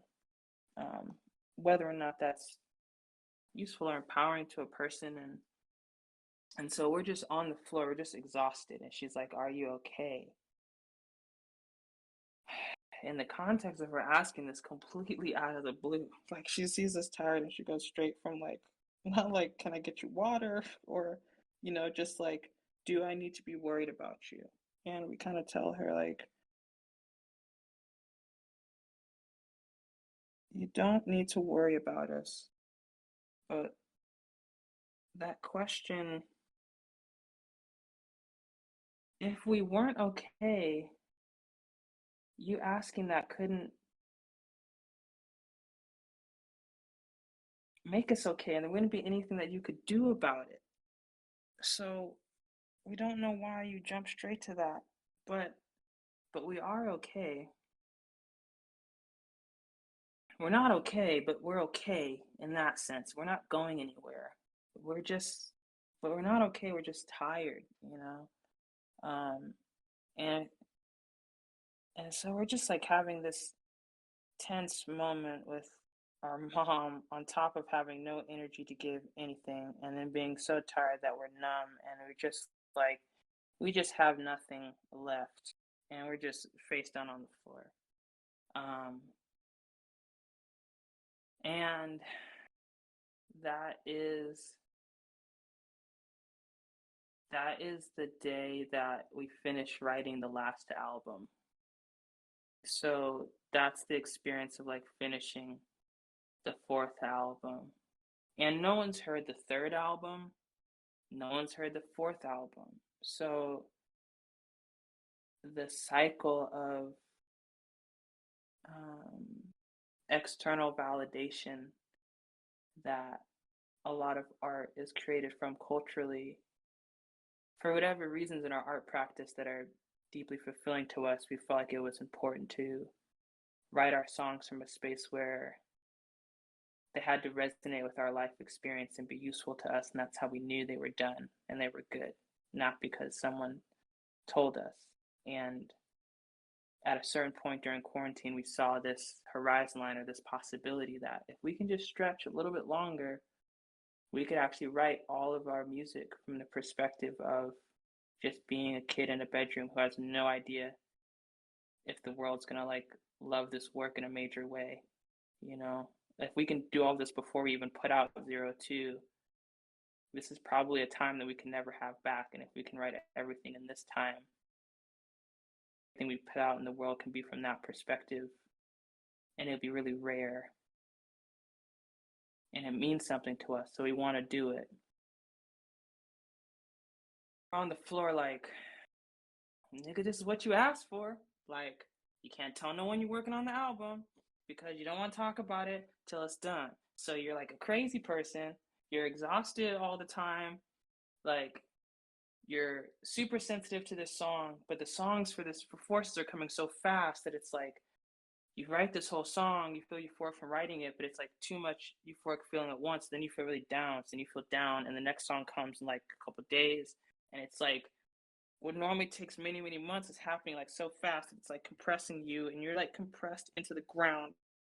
And it's done, and you play it, and you feel like it's done, and you feel like it's good, but you don't tell anyone, and no one's heard it, and you're just tired. You're like so tired. You're like 10 years of tired. And just like you cross this finish line and there's nothing outside of you to say good job. And that's what we asked for and intended. That's been what we wanted, and we got it. And how does it feel? You just feel tired. And then we get up the next day, so still in the same 24 hours. The next day is our birthday. So it's night. It's the same night, and we try to go to bed. Our mom wakes us up, and it's like, hey, this is when I started going into labor. I was in labor 24 hours to make you. This is when it started. I'm going into labor. And then we go into our birthday, and we wake up not as tired, but we are just kind of here. Like, this is wild. We finished all of our albums in our 20s. They're done. We're 30. It's complete. And our mom comes in, is like still in labor, and she like comes in every couple hours to remind us, and it starts to feel like, yo, like this is crazy. Like, we know that we won't always be this tired. Like, this is just, we just did a lot of work, and so we're just naturally tired. But it's like, we're really tired, and we have like we're not thinking like level-headed. We're just thinking like an exhausted person.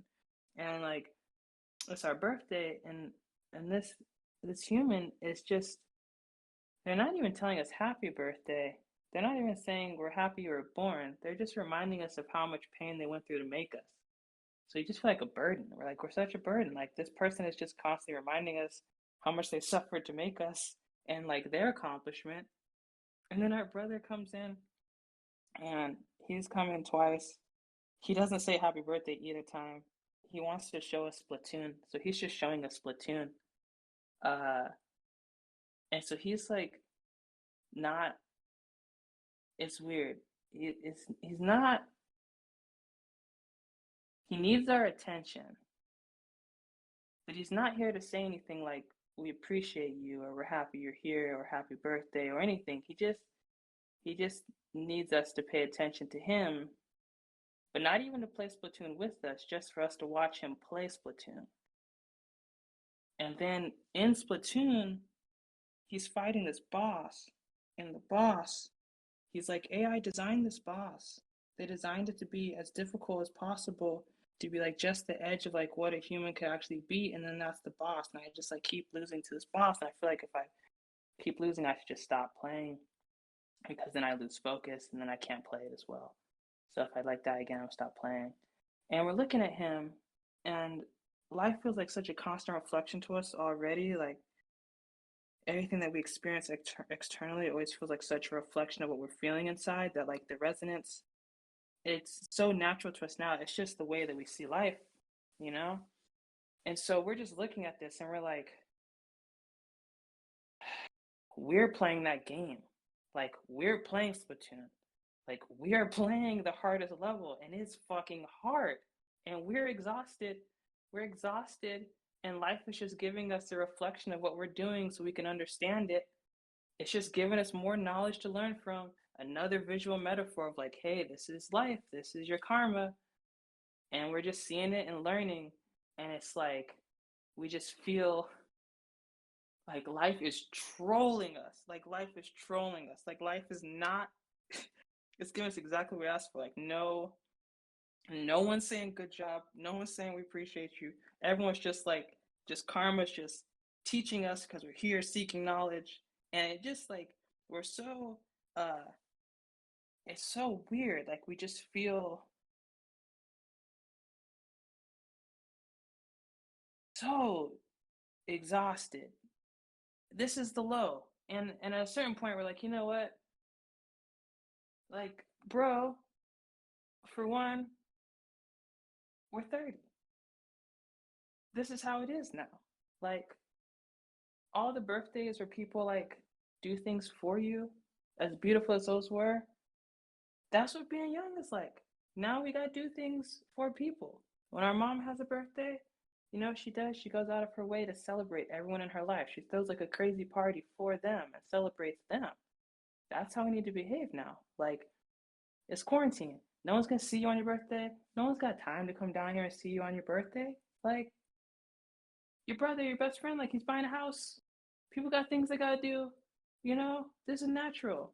And we're just like at peace with it. And we're like also, at a certain point we realize like, this is, we can actually just be weather now. Like we can actually just, it's almost like our environment is not trying to pay attention to us directly. It's just existing with us. This is maybe what we asked for, and we just didn't realize this is what it looks like. And we need to not be so tired and just like embrace it. And so we do embrace it. And it starts to transition to the high of the winter. We kind of embrace how rare life experience is, how fortunate we are for all of our sensitivity, everything that we feel, everything that we are. That life's in a constant reflection with us and we get to learn, and life's clearly sensitive to us and how we feel. And so we just kind of embrace it. We take a walk around the lake with our other older brother, and we come back to the house, and our younger brother is there, but he's dressed up. Okay, so deep into the senses. Our younger brother is there. He is dressed like a waiter in all black. And he says, hello, my name is Garcon. I am a Garcon. I come from a long line of Garcon, but you can call me Garcon. And he's like totally like hamming it up. And we walk with him. He's guiding us to like a part of the yard. And then outside on a table in the yard, so that it's like open air, we see Astrid, who is like a sister to us, buying a house with Josh, who is a brother to us. We know that they're both like about to fly to Seattle. We do not think that they're going to be in San Marcos. So we see Astrid and we're like, oh, people have been fucking with us. Like, they're surprising us. And we truly, on the deepest level, did not see this coming. Like, on a deep existential level, had let go of this ever happening to us. And so we see Astrid from a distance and we just collapse immediately. Like, we were shocked. We were awestruck. We're on the floor. We're like excited, but we're just dumbfounded. And then we look back and we see someone else with her. And we're like, oh man, it's going to be Josh and Astrid and our mom. Like, this is wild. People actually came down to see us on our birthday. This is crazy. And then we're on the floor. We look behind us and our mom is behind us. So we're like, wait, who's that other person then? Who's the other person? And we get closer, and our friend Abi from LA has come down, who has never actually come to see where we grew up before, so he's never been here. So we're like freaking out. He's there, Josh is there, Astra's there. For our mom's birthday, we had like hired a string quartet to come play for her, like on the other part of the garden, so that it could be like distance and outdoors, but she could hear it. So she had like hired a steel drummer to play for us, and like this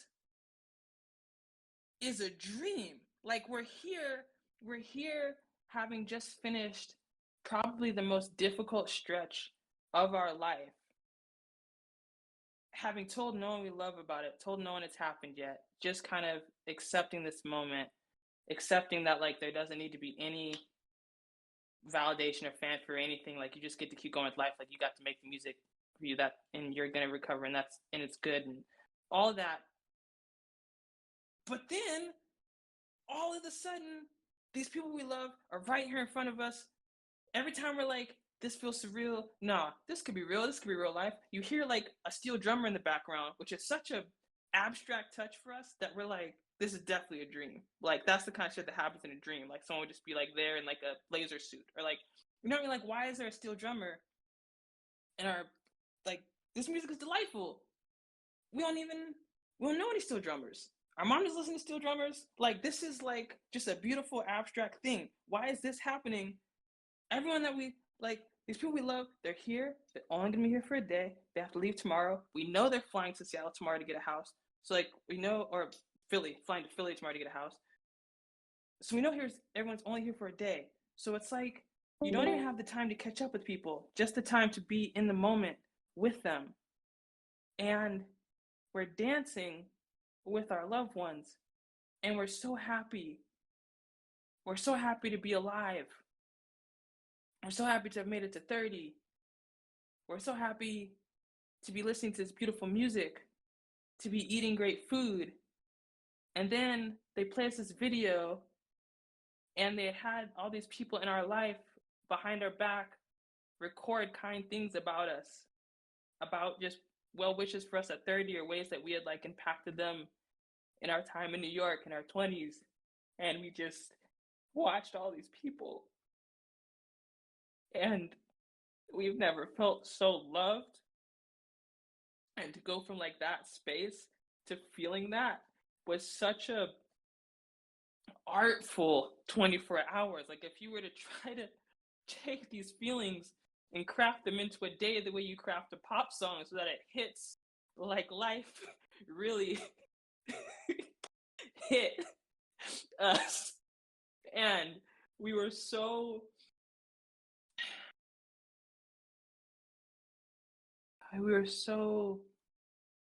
surprised and filled with love and warmth, and we felt all of this strength to then like do what we came to do here, and release this music and do things that are new and different.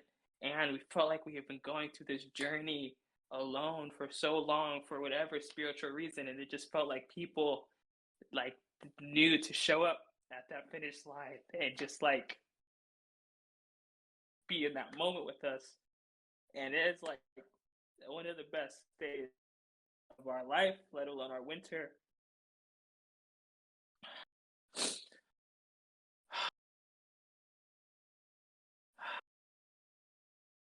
We can't relive it without crying. And that was longer than I thought it would be. Those are our highs. That was awesome. Hey. Wow, thank you so much for sharing that. That Yeah, like thank you so much for right that. over across. I can tell that it transferred all over to everyone's videos through their screen, right into their souls. I felt that so much. And wow, just the way you described the finish line, and everyone knew to be there, and that it just is all working out, and once you cross that, you can collapse in this big fluffy hug of love. It's just so wonderful, and I think it's what every artist looks forward to when they hit that point. Like, what you've accomplished is incredible. You wrote 4 albums right before your fucking birthday. What? That's insane. Congratulations. That's what I want my life to look like in 10 years. And thank you so much for sharing that. You're just such a lovely human being. And I speak for everyone when I say this, but you've impacted us all so much on such a deep spiritual level. Yeah. Yep. Thank you. What day is your birthday? It's February 23rd. Noted for next year. Yep. Noted. Thank y'all so much. Y'all are kind. Thank you, Connor. Thank you for saying that. And we're really thankful. This is our face is saying the things that our words are not saying. I still hear the steel drum outside. Like, such a distinct, like, once you brought it up, like, oh yeah, like an event where that's like going on. It's still in my head right now since you saying. Yeah. Right. It's amazing. I love that sound too. I mean, I know your mom doesn't know I exist, but I would have said something. She would have. We trust that she would have too, and we think that there's just. To be honest, we know that our mom working behind her back couldn't reach everyone, and our brother helped her, and we know that they couldn't reach everyone that like we've met, and that's like in our heart. But the amount of people that they did reach, we were kind of like, this is crazy. Like, our mom does not know this person exists. Like, how is this person in the video? Like, how? Like, there are people who are like, there's no mutual ties between, like, our brother doesn't know his people, our mom doesn't know his people. Like, they're Jedis. Like, this many people, you know? And, like, that's really kind, and we feel like we have no doubt that you would have conspired with everyone we love to plot behind us and celebrate us. No doubt in our mind that you would have conspired in that.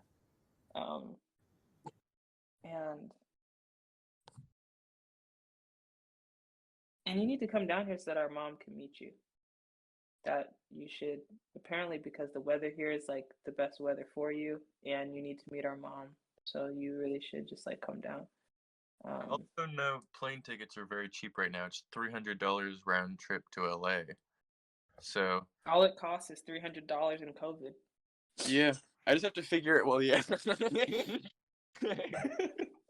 For a second, I thought you said in COVID, and then I was like, oh, and COVID. Yeah. Yeah. I just have to figure out where to stay in LA. Because, like, the friends who I know would let me stay with them, I don't necessarily trust to not have COVID. Because it's like, if they're going to stay with them, like, why are you letting me stay with you? It's kind of. Right. It's a double-edged sword. Like, you're gonna let me stay without quarantining? What does that really mean? Who else has been here? But it's only gonna get easier, and the offer still stands for you to visit whatever you visit, and it will only get safer and easier. Yeah, exactly. Also, welcome back, Nico. Post dinner. Happy you What's came up? back. Had some nice salmon. Locked in again. I caught the tail end of that beautiful share. We here. Thank you. We want to. Okay. So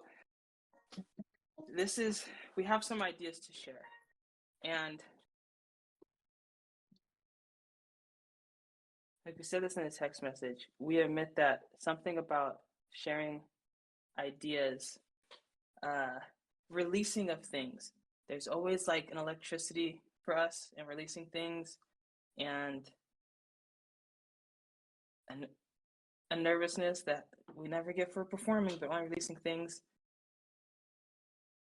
So, you know, we're really human. Just be here with us while we express all these things. We're gonna do our best, and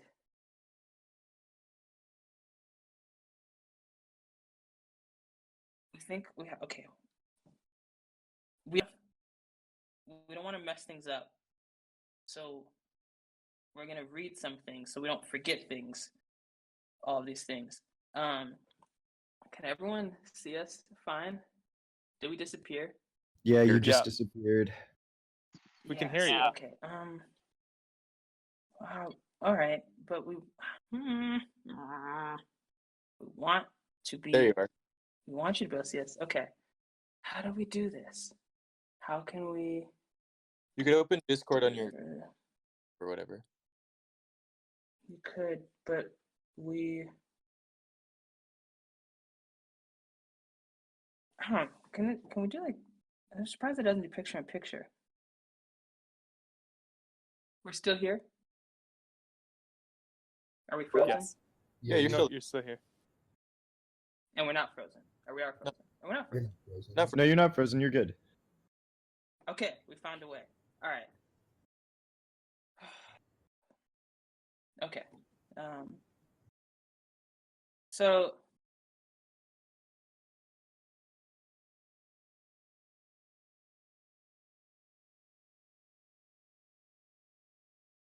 thinking about this space right now, right?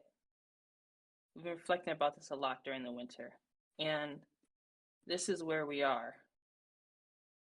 And we're really at the start of something together. Like, this is the start of something new. And sometimes at the start of something, at the core of it, it's hard to see fully what it is or how special it is or how different it is from what happened yesterday or a week ago. And it takes zooming out with time to see that. But we think that if all of us look back on the last year of our time on the internet, and we think about the best experiences of the last year that involved the internet, a lot of them happened here, like in this server. Either like on Sundays or in some moment that happened in like this space that all of us have formed together. And we also think that if we look at what's happening in the world right now, nationally and globally, like with this pandemic and how that's affecting our social habits, and just the likelihood of how much the internet will be involved in our life in the future. Like, if we can connect those two thoughts, I think we can start to all understand intuitively how potentially large of a thing it is that we have started together. Like what this space can actually be.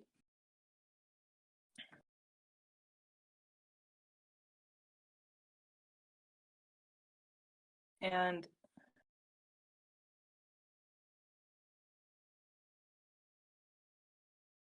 we think that what we're building right now has the ability to be one of the most valuable parts of our daily habits and daily cycles as creatives, and also just the places that we can go in our individual journeys alongside each other in this space. We really believe there are no limits to that. And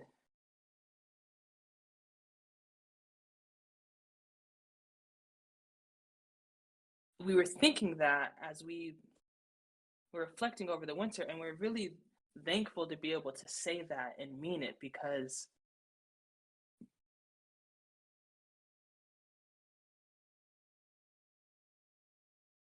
we never know who's going to show up in the server. We never know who's going to show up and become a part of something like this. It's really special in our minds so far, what this space is and what it can be. And it's not like a song in the same way, because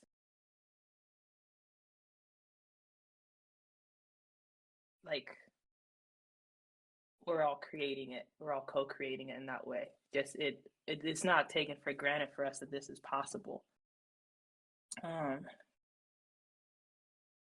We appreciate that everyone is muting so that everyone can hear us, but as we say that, unmute for a second. Do y'all feel us on this thus far? Are y'all here with us? Do y'all feel the same way? Totally. Yes. Yeah, of 100. course. Yes, Yeah. sir. Yes, Cool. sir. Thank you. So, make sure that we can be seen. We have a plan for growing this and cultivating it. And if everyone here trusts us and we have all of our attention, we're going to share like what's been growing in us during the winter, like what we've been seeing. And we see the space that we're co-creating each time we all show up in the server. It's actually deeper than that. It's deeper than the server. It's each time we all pay attention to all of us. The space that we co-create each time we all pay attention to all of us, it's like a community garden. It's like we're growing a community garden together. And sometimes we can waste our attention on social media or things that don't inspire us or serve our art or make our life more fulfilling. You know, like we can just pay attention into Instagram and it can just like go into the void. But when we pay our attention here, this garden grows and we all enjoy the garden, you know? And some of us just show up casually from time to time and enjoy the shade or have some fruit, which is really beautiful and important. And some of us are more active in the community garden and we enjoy being this involved, and also the people who come here casually benefit from our care, those of us who put so much care into it. I'm going to come back to that thought in a moment. You know, but here we are like at the start of something very new. And this server has like, you know, maybe 100 and a little over 150, 160 or 180 people in it. And we would say like, as far as those of us who like are here on like a deeper, like more committed, consistent level, you know, there's like, you know, like 20 of us at this point. Like we're really at the beginning of something. And I suppose it's all relative, but we think 20 is like a lot of people, you know, maybe compared to other things. But we think just experiencing firsthand the amount of meaning that comes from just 20 people all paying attention to each other and all like co-creating something is like so large that we actually don't see 20 as a small thing anymore. Like it's big. And progress is something that we've talked about for some time. And progress will take on different forms with years to come. But progress is, at its essence, a choice. It's a choice available to all of us. So all of the software we're developing, as it deploys, will be a part of progress.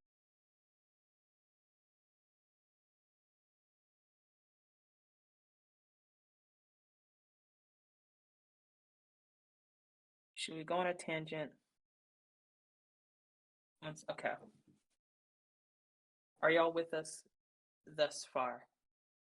Yeah. Yep. Yeah. Yeah. Cool. This what we're here to express right now is actually not about the software related to progress that'll come in the year ahead in 2022, but maybe a quick vote, all of us in this moment, in this moment. Should we go on a brief tangent to explain the ethos of what this software is and why it's part of the choice of progress, or should we focus on the other aspect? I say yes to tangent.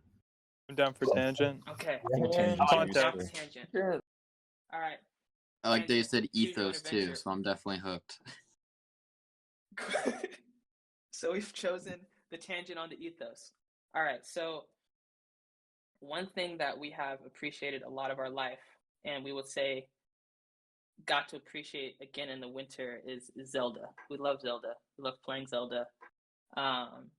We've like grown up on Zelda, and there's certain things about the consistency of attire of that protagonist that has perhaps inspired us in a very obvious way. But we definitely approached a lot of our life like we're playing Zelda. And when we're playing Zelda, when we're playing that game, we love that it's so easy and clear to understand what the game is and what we're here to do. It's so, like, the pause menu in Zelda is so well organized. The inventory of materials is so well organized that, like, as soon as you turn it on, you understand, like, we're here to go into these dungeons, and we're here to tame these 4 divine beasts so that we can eventually storm Hyrule with the Master Sword and, like, seal away the darkness in Ganon. Like, it's very clear as soon as you turn the game, like, what you're here to do. And the game of life, as we play it, we see all of this here, you know, like this is all a game to us as well. We see life as something you play. And the game of life is like way less clear. Like when we wake up in the morning, it's way less clear, like where we are, what we're in the middle of, like what quest we're on, where we're at in that quest, like what is, like this has no pause menu. So it's very hard sometimes just like focus and coordinate how we're playing the game. So the best way to express the ethos of all the software that's available in Progress is that it's the pause menu for life. It's all different tools for organization, for approaching a creative life in a way that's fulfilling, where it's the pause menu that helps you see like where you're at in these different quests and helps you actually like direct your energy when you're here so that you can progress. And also like so you can approach more of this and play.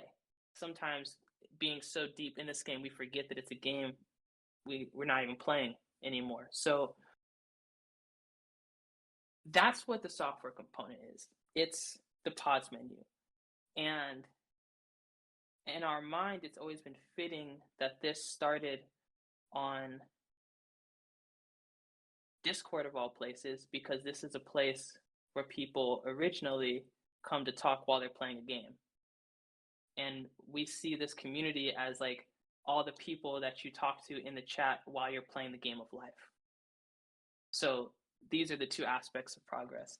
Does that make sense? Is everyone with us? Yeah, I love that. So Yep. Yes. Cool. Worthwhile tangent then.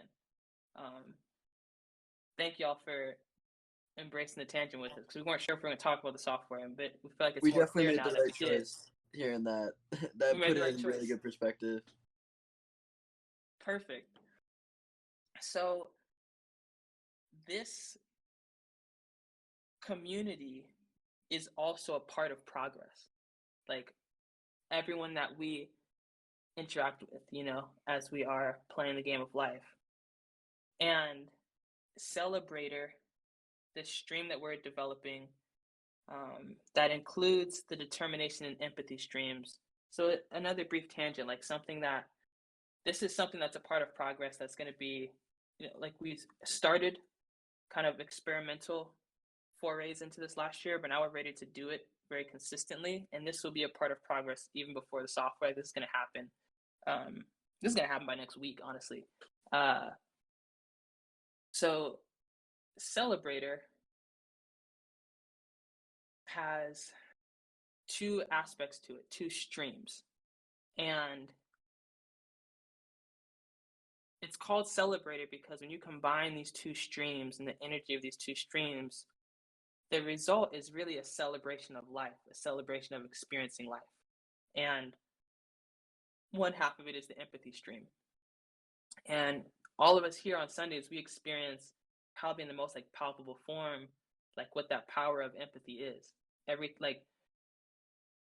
You know, when we all lived through Connor's car crash with him last year, even to now living through like his artistic process through the winter, dealing with these experiences of his life and cultivating them like into art in a new emerging market, selling it as an NFT, like, and not just the bullet points of like, this is what happened, but the actual sensory, like, this is what it felt like in that car. Like, this is what it felt like in the winter. These are the things going through my mind. This is what it's like in this room. You know, this is what it's like to build this neural network. Like, the more that we actually get into the sensory experience of what something is, there's something very powerful as an artist, as a creative, where hit with difficulty, instead of becoming numb to the world and shrinking, we actually expand and start recording. We start recording all of the richness and high fidelity of that experience that we can render it later.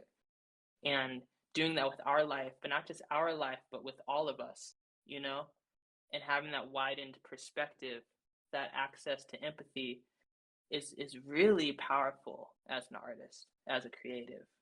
And so we all experience that, you know, on Sundays on the Day of Light. And the empathy stream,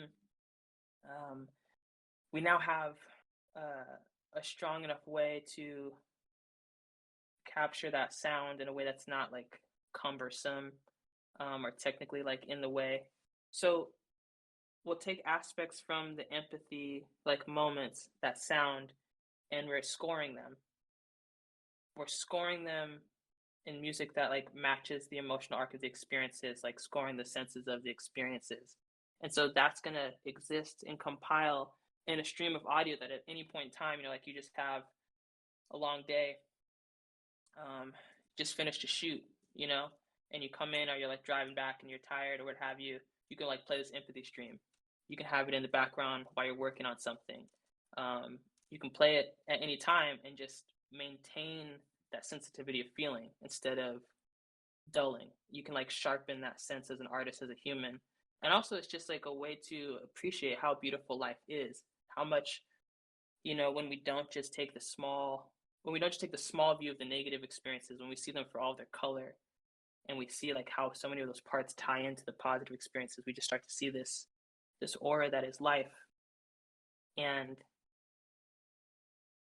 that's a utility, having access to that as you go through life, so that you maintain your sensitivity and your clarity instead of becoming numb, that your heart grows, your perception grows. That's progress.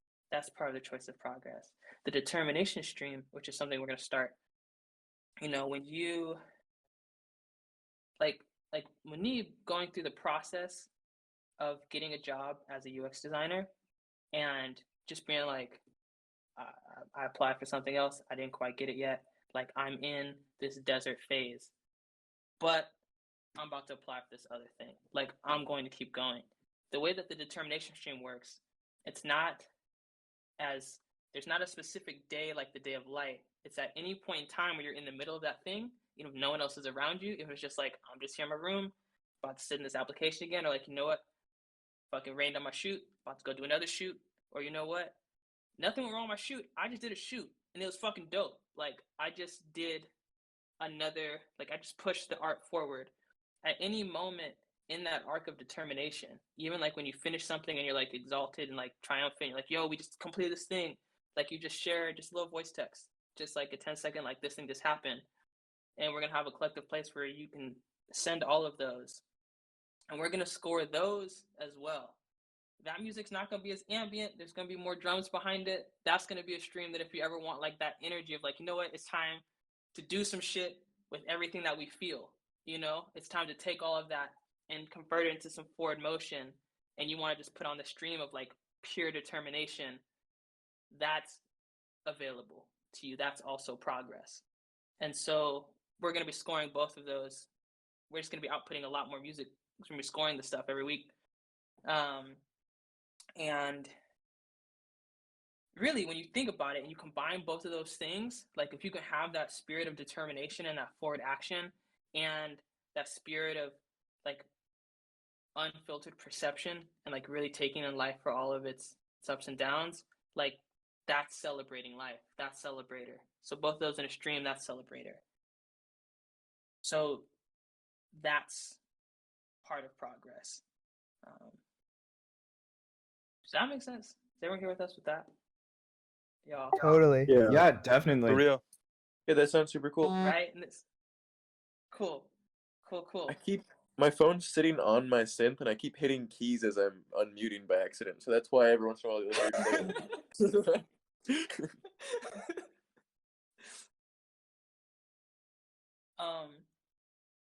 we have another idea too. We thought that maybe you just had like enhanced version of Discord and you just had like special sound effects. That's good to know it's on the synth. Super tangent, nerd tangent. Is it on the Digitone? Is that the synth that we're hearing? No, it's on the MS-20. Ah, it's on the Korg. Okay. Yeah. All right. Nerd moment over. All right. So we have.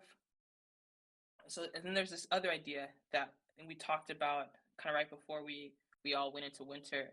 And it's this idea of warp. And warp is as we're realizing this, reflecting on these things, we realize that warp is an action that can be applied to so many facets of life. And so we're going to start it with messages, but we actually can already see like this pattern recognition in our mind, all these other things that could be warped in a really fulfilling way. But I think a lot of us during this time of this quarantine, these daily cycles, it's really clear to us that they're cycles, right? If you take away a lot of the external stimuli, it actually just becomes like you and your habits in a loop. You're doing this thing today that you're probably going to have to face again tomorrow.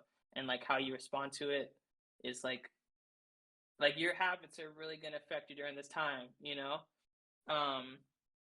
But it's actually the aspect of seeing it like this loop, like this cycle, has started us thinking like in our evening, we're actually in the future of our morning that's coming in the next cycle because it's a loop. And so this idea of in the evening thinking about the kind of way that you want to start a creative day, the kind of things that you want to focus on, even just like the affirmations of like just affirmations of like warmth, a way to start your day, a way to like, you know, embrace life as a creative, or like cut out the nonsense, or stop and smell the flowers, like whatever like truly would be affirming to you, right? For us to take a moment, pay attention to that in the evening and share it. And then you wake up in the morning and you have that message. Like it's warped from the future evening self to the morning self.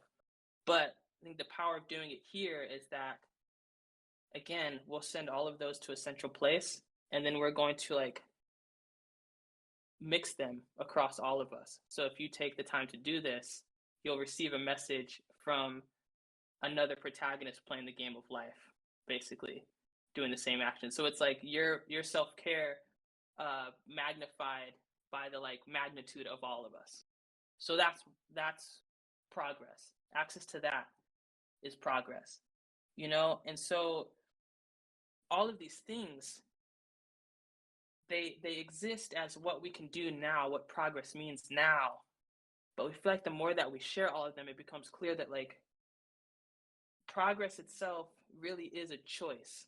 Beyond any of these discrete things, like progress is a choice to play the game of life and progress. And access to all of these experiences is like what that choice brings. And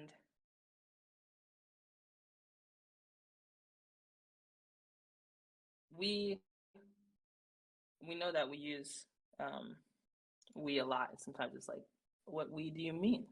Like there's so many different layers of we, but like we, London O'Connor, we want to devote more of our time and energy and attention to all of us. Like, we want to be able to put more of our time into like improving the dynamics here, like thinking about these kind of ideas, and also just, you know, creating that music consistently, but also on a deeper level, just like paying attention to all of us and seeing what comes from that, the ideas, and then executing them and doing our best to facilitate this experience of progress that we all have access to. And before we continue, one more. Does all of that make sense? Do we feel like we all kind of understand what progress is? Yes. Yeah, for sure. Definitely. Cool. And how does this feel? It feels good. It makes a lot of sense to me. It sounds the getting the warp, getting one from a different thing sounds like the photos that we sent. It reminds me of that. Exactly. That was a warp of photos. Thank you for saying that. Like 100%. When we saw that process, that was basically like, you have this room where you create, you have your alpha, and like alpha is your base, but also like alpha is the base in every protagonist's journey, if that makes sense. Because the more that we realize that we're playing Zelda, we realize that all of us are playing Zelda. It's not like we're playing Zelda and this person you meet is like a villager in Zelda. It's like, no, like everyone's actually Link. Like everyone's Link, and everyone has like their version of like defeating Ganon. And like we just watched a movie last night that brought us to tears. It was such an amazing, empathetic movie with so much attention to detail. And like the people who made that film, like they just defeated Ganon, and like in their playing of the game, and that made our life better because like in our day off we got to watch that and be energized. So, and we feel like stuff like that we've been talking about this whole time here. Like that's why the space is always such a like non-defensive space, non-competitive space, because like we're all actually playing the same game, and you're never actually playing against other people. It's just like if we all improve our quality of life, the quality of life goes up. But so just with the like all the protagonists all playing the game, like everyone's bedroom is alpha. So like you take a photo of alpha, of like your creative base, and then to have a Polaroid of it, but like warped, so it's like a different protagonist alpha. That's a perfect example of a warp. And we saw that some people got to experience doing that over the winter. We also saw that, you know, there's like a certain level of energy and attention that has to go into like facilitating an idea like that, right? For it to happen on a more consistent scale. So that's part of the energy that we want to be here to put in to ensure like these things happen. So starting this spring, progress will have a value to all of us. And this allows this all to grow. Like if we all value this, it will grow in our lives. And we've been studying, we've gone through a lot of phases as an artist, of just like exploring new mediums. We started off just exploring sound. We've been focusing on the language of like cinema for a lot of years. And the last couple years, we've been exploring like the language of financial systems, and financial systems as a medium for expressing things and creating things. Like we see it as an artistic language, just like every other one. And so when we say value, we mean it in a very specific way, coming from our like understanding of these systems. When we say like all of us will value progress, we mean that as a system that facilitates all of this, progress will be a subscription, almost like the way a gym membership is a subscription, or anything else that you value in your life from a place of like wellness, and like it empowers you. And so in this way, progress will have a value. It's a choice that has a value. And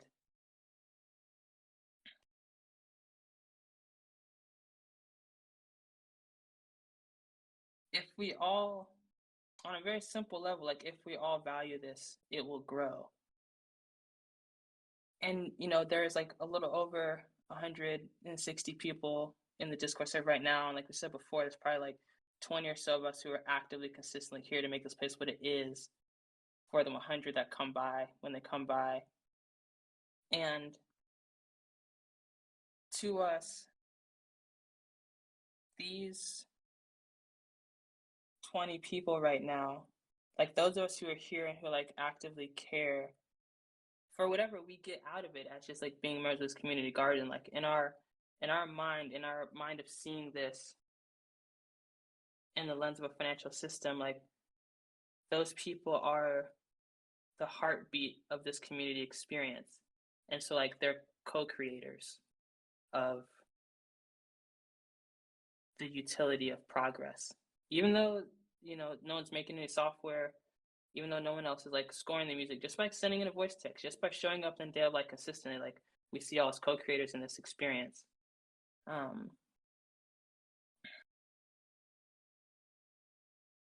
And so that's something that we're mindful of, that this space becomes a utility that's available to all of us. And we're going to return to the community garden metaphor in a moment. We're going to return to that metaphor in a moment, but first, we just want to express that this current space, as powerful as it is with 20 people, and we know that there's also something very intimate about it being 20 people. We want to preserve this intimacy, and we've been thinking about how to preserve that. And at the same time, we don't see a limit to how many people can benefit from progress as a choice. We don't see a limit to how many people can benefit from having the pause menu for the game of life. We don't see a limit to how many people could benefit from listening to the Day of Light, even if there is a limit of how many people could physically share in a Day of Light. We feel like experiencing that, experiencing the empathy stream, like turning on the determination stream. We don't see a limit to how much of all of us, how much of humanity that can impact. And so that's something that we just want to make our intentions clear, like that we're mindful of. Like we are very devoted to doing this in the best way possible so that we can like preserve the intimacy of what we have and also make progress a choice that is available to like as many people who want to choose progress.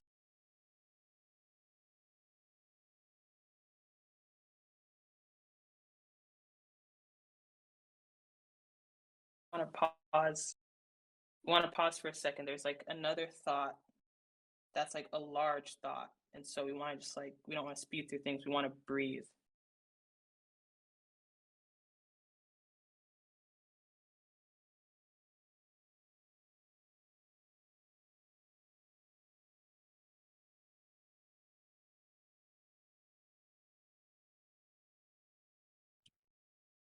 Okay.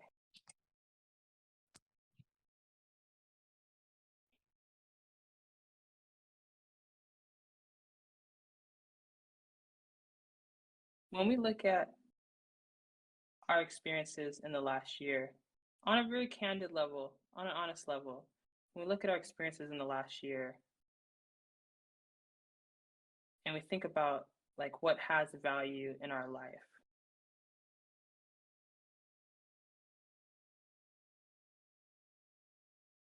does the understanding that progress has value resonate with us? Like, does that make sense? Does that feel fitting? How does that feel? Yeah, it does. That feels good. I feel like there's something more specific though to find from it. Like what type of progress? There's so much different things that progress can mean. Yeah. So thank you both. Yeah, so when we look at, we notice the way that we choose words we choose words with a lot of intention, and we find that like also the more that we program and we realize that you can like give things any name, we find that we endeavor to give them the name that has like the meaning to describe exactly what it is. So even like why, what you could just be like, this is a subscription model of something, you know, of like access to something. Why we call it progress and refer to it as progress is because calling it a description or a subscription is not ultimately existentially accurate to what it is. Like what it actually is, accurately existentially, is progress. So that's why we just call it that. And so when we say like what is progress specifically, it's a really valuable existential question, because we feel like for every person playing the game of life, progress is something a little different.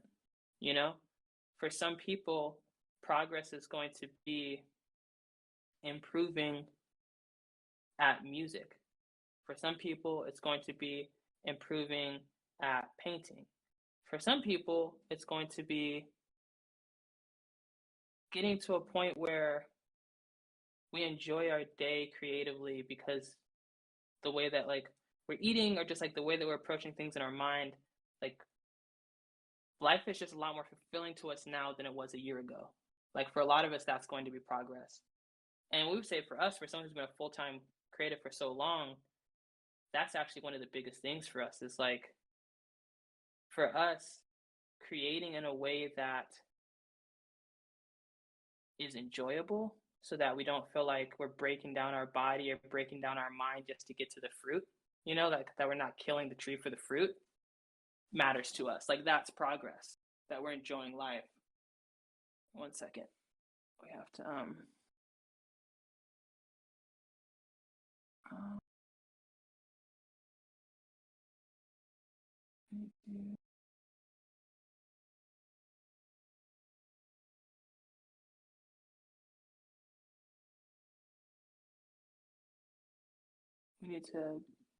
we just got a message that our computer was full of space and we don't want it to crash, so we need to make some space for it.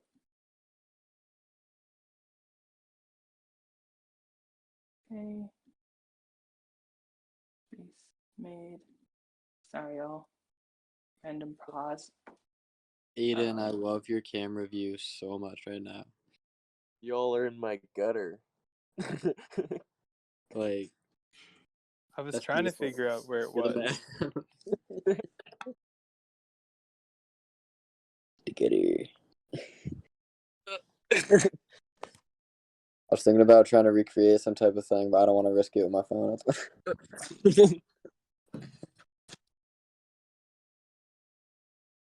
Legendary.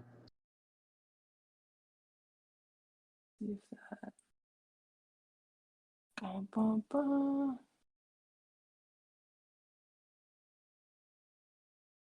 The first time I defeated Ganon was at my grandfather's funeral in the hotel before the funeral. That's real. Wow. I mean that literally. I defeated Ganon in the game of Legend of Zelda. Oh, that's also real. But yeah, you know, that definitely had a very strong potential philosophical merit. You know. Yeah, but I mean literally. We think that it's gonna work out. Technically, we cleared up some space. Cool. We're probably gonna have to get like a multi-terabyte hard drive in the future. Yeah. It's fine. So, talking about like understanding, like, yes, progress has value, and in fact that's a really important thing for all of us to like come to an internal understanding of, that progress has value. And then beyond that, like, well, so what is progress specifically? And because progress is such different things to all of us, to different people, and also because the nature of the creative journey, and in some ways it like, Zelda's such a perfect metaphor, because there is something that we're all driving towards as life, as creatives, and it's something like internally that we all kind of have to find within. And so progress is not really about like saying, like you need to do this thing to be successful or progress, or you need to do that thing. It's really more about giving you all of the tools at your disposal so that you have the agency to do whatever it is you choose to do without some of the friction that makes us all feel less like a game. You know, there's one thing about like, I want to go do this thing, and like solving the puzzle in this divine beast is challenging, and that's fine. That's, you know, but like it's challenging because my controller sticks is not fine. Like that's not what it's about. Like having this thing that you want to figure out as an artist and work on, whether that's an album or a film, or it's a workflow for like consistently creating things that are digitally meaningful and then like deploying them in the NFT marketplace, you know, whether it's touring, you know, any aspect of what you're here to do creatively. Like this space is acceptive of so many creatives of so many different mediums that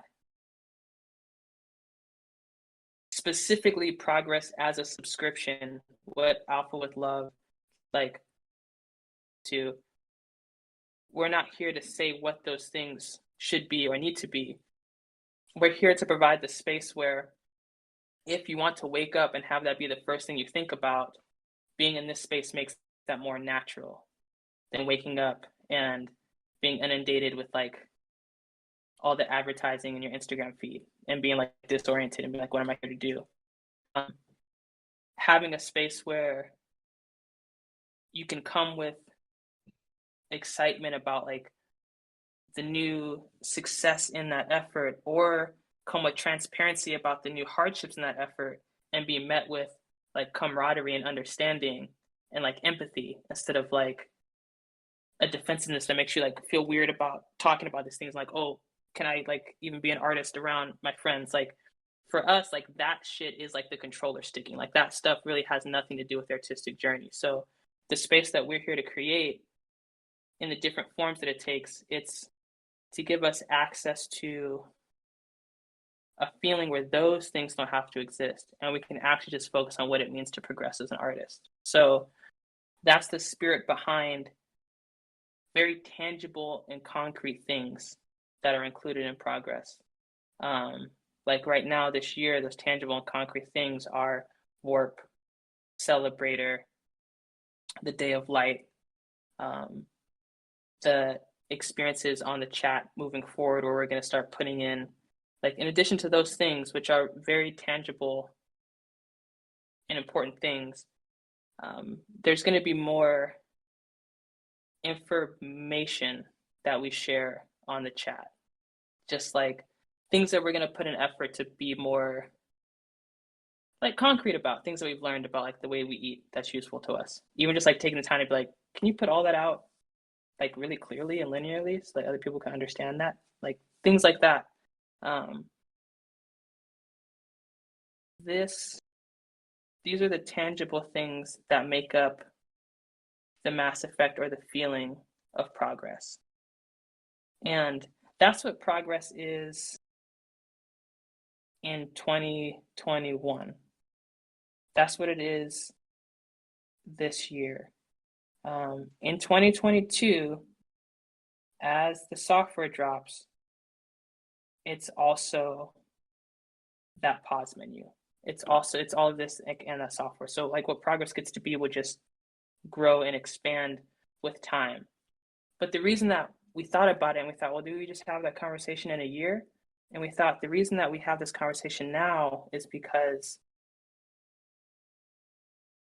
if we all value this now and we start to understand what this space is when we all value it and care for it,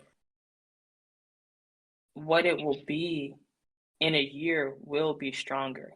It will just be a more empowering space already. And when more people come into this space, when people show up in this space just because we're putting out more music in the traditional sense and people just filter in here from Instagram, or people like show up here in the traditional space because they like the software. And so they're here and there's there's other tab in the app that's like for all of us in this chat, like, what's this about? And these people show up. Like the energy that they're met with when they do that is really something that all of us are going to co-create now and decide now. Like that's actually in our hands. Like this is our community garden. And it's going to be potentially really strong in a year so that as it grows with the same feeling instead of like diluting, if that makes sense. And so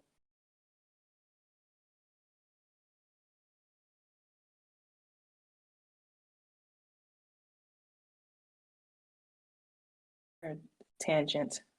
Okay. So now let's return to the community garden metaphor. All right. So this is like the second big thought, future thought. It's actually an NFT related thought. So within all of us, we're starting a foundation. And we mean foundation in the sense that it's comparable to the foundation of a building or a structure. The people who are a part of that foundation may naturally change in and out with time.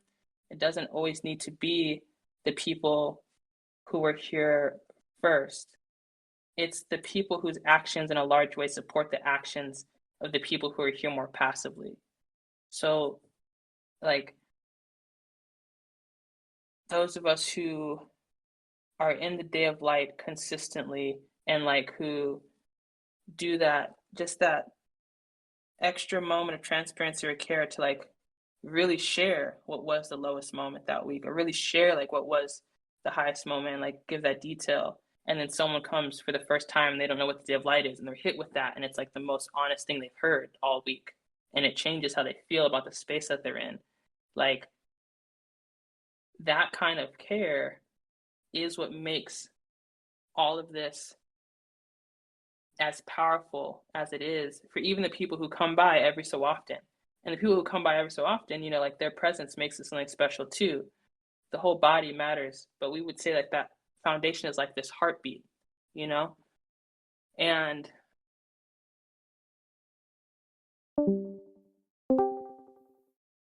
just want to double check. Our computer is spazzing out, but it looks like we're still here on our phone, right? Like everyone can see us. Cool. So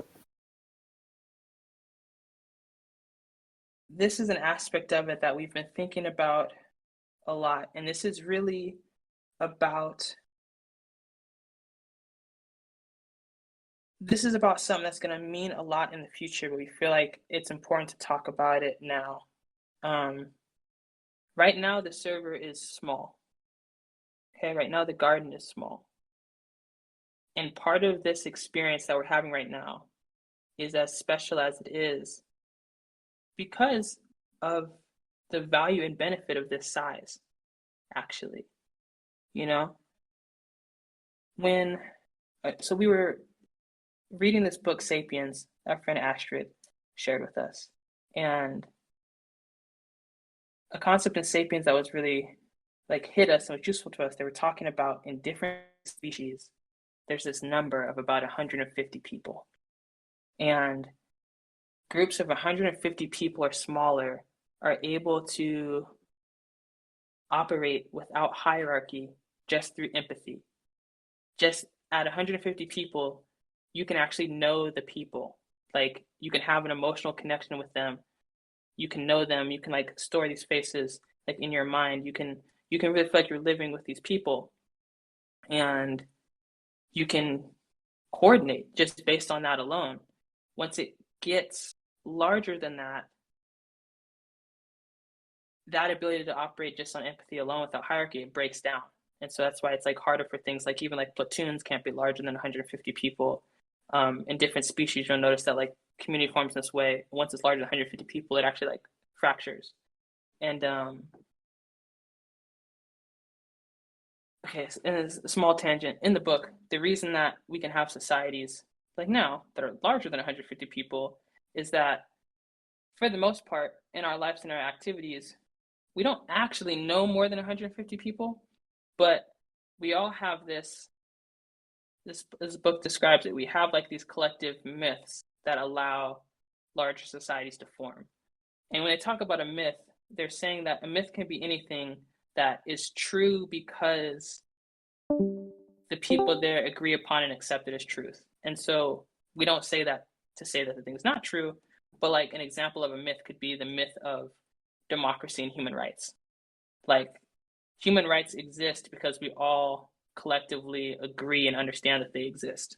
And like that's why they exist. Like we all, because as a society, we all like believe in democracy, it exists. And the book's saying like, because we all believe democracy exists and human rights exist, you walk to like the grocery store and you see strangers that you've never met before, never know before, but you understand that they're in the society, just like you're in the society, and you both collectively believe in these things. And so you just like treat that person as like an extension of the world that you're in and the things that you collectively believe. And that's part of what's allowed us to grow beyond 150. And then you kind of go back, you leave the grocery store and you go back to the people that you actually know and empathize with, which is like, tends to still be around that number. Like it's a biological limitation. And so we've been thinking about that very seriously because there's a lot of things on the internet that started small and are not small anymore and are way past that number and are also way less meaningful and personal to us, mean a lot less to us by the nature of them just being scaled to that size. So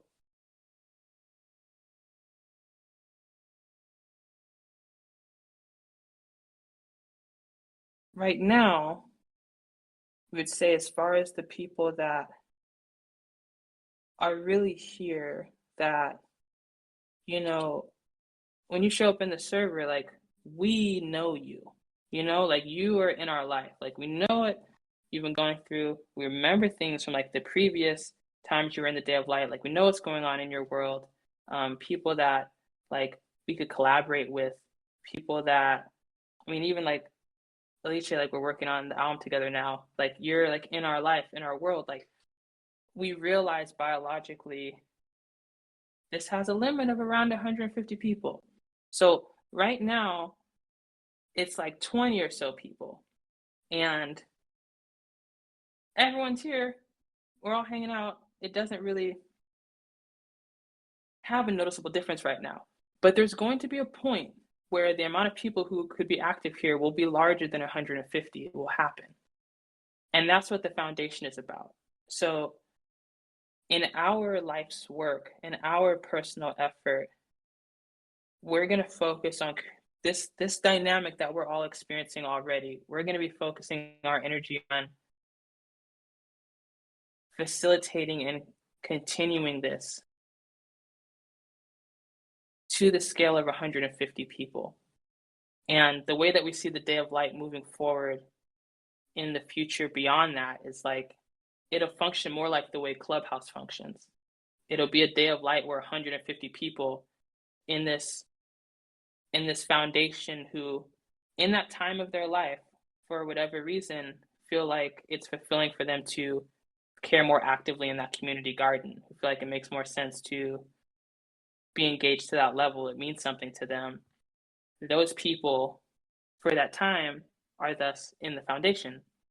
And like the Day of Light would be like those 150 people. And then everyone else outside of that who would gain something very powerful from hearing the kind of things that are said every Sunday will be listening. And we think people being able to listen to the Day of Light, listen to like that much empathy and understanding and transparency about people who are going through things just like what they're going through, and just being upfront about it and just seeing like the creative camaraderie and all of that. We think that that has this power to be really useful to people's lives, even if they're just listening, you know? And sometimes, some weeks, some people come through and they do just listen, you know, and they say they got a lot of it and they don't say anything, you know? Sometimes that happens. So We already know that that's true. We also know that it's not humanly possible for us to continue this feeling for like thousands, you know? So it's kind of like a bittersweet but pragmatic thing. Like, okay, so how do you build a structure where you can like maintain this feeling, you know? And so this is kind of how we see it happening, moving forward. So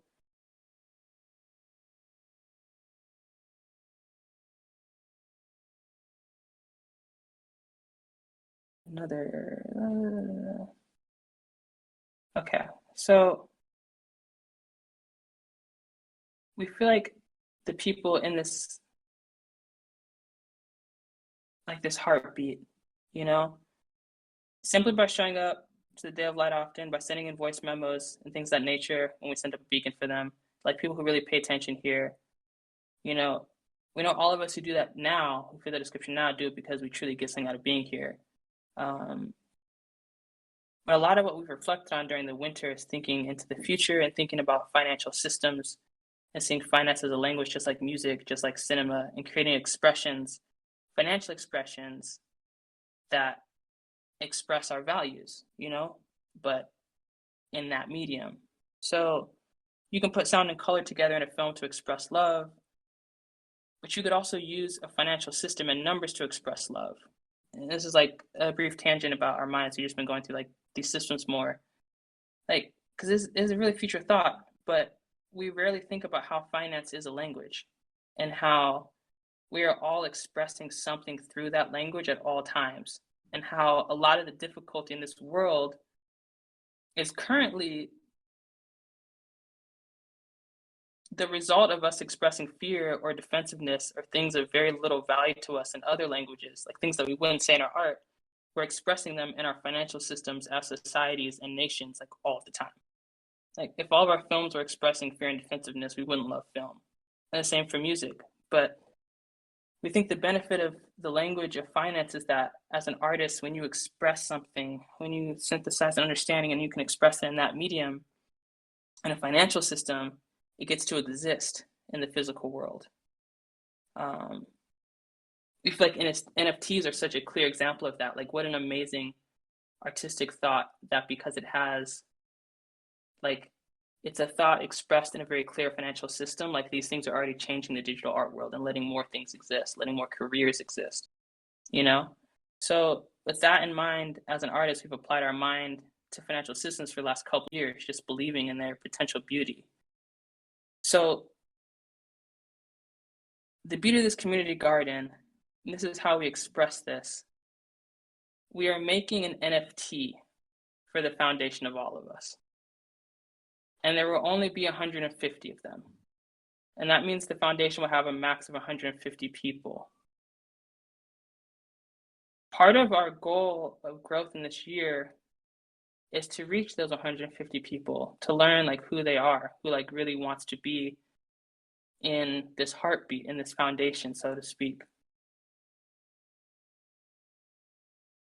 And a lot of ways to have that foundation be clear and thriving, even like before the software comes out, so that as the volume of people here grows, the foundation and the emotion that emanates from it is so clear that then the things don't dilute as it grows, you know. So that's part of our goals, to let this grow and reach our first 150, so that the foundation is set before the app drops. And these 150 people who have this NFT, we want you to think of this, if you choose to do this, we want you to think of this in a couple ways. In some ways, it's just like thinking of membership to a community garden. But in other ways, at the same time, it's also like thinking of it like stock in a company that pays dividends. Because we never plan to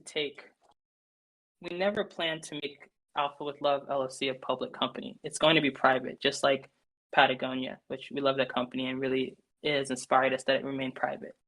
So it's something we think about. But all of us who choose to be in the foundation are seen to us like just by showing up in the day of light, just by paying attention to all of us, just by like being active on that like that more active, like less passive level, we see all of us as co-creators of what this experience of progress is, you know, even though not making any of the software or not scoring the music, like just being here, being open, paying attention, being active, we feel like is part of co-creating the experience of progress. So, and progress is even like our albums, you know, everything that we make, we kind of see all of it is important and leading people to realizing they can choose progress. And we see that foundation as co-creators. And so, you know, it's a principle of Alpha with Love that 25% of the revenue from any utility is split evenly amongst all of us who are co-creators in that utility. So 25% of the revenue from Alpha with Love LLC will be split evenly amongst all of us in the foundation. So there will be a point where progress grows and there's more people here to choose the pause menu, more people to listen to the celebrator stream, to listen to the day of light. There'll be a point where there's more people doing that than 150. There'll be a point where there's more people who just like download this app in the App Store and like, you know, go into the All of Us chat like it's a subreddit, you know, listen to the Day of Light like it's a podcast. Like people who will get a lot of benefit out of choosing progress. There will be a point, and based on, you know, our intentions as a founder and someone running the company, like that'll be a point that happens very rapidly after we put out all this music, where the people choosing progress is a much larger volume than the people in the foundation. But the coordination and understanding and empathy and camaraderie of this foundation is the heartbeat that makes that experience of choosing progress like what it is. And the people in that foundation are receiving, you know, what'll be like getting a dividend from a stock, like from being in the foundation. And so that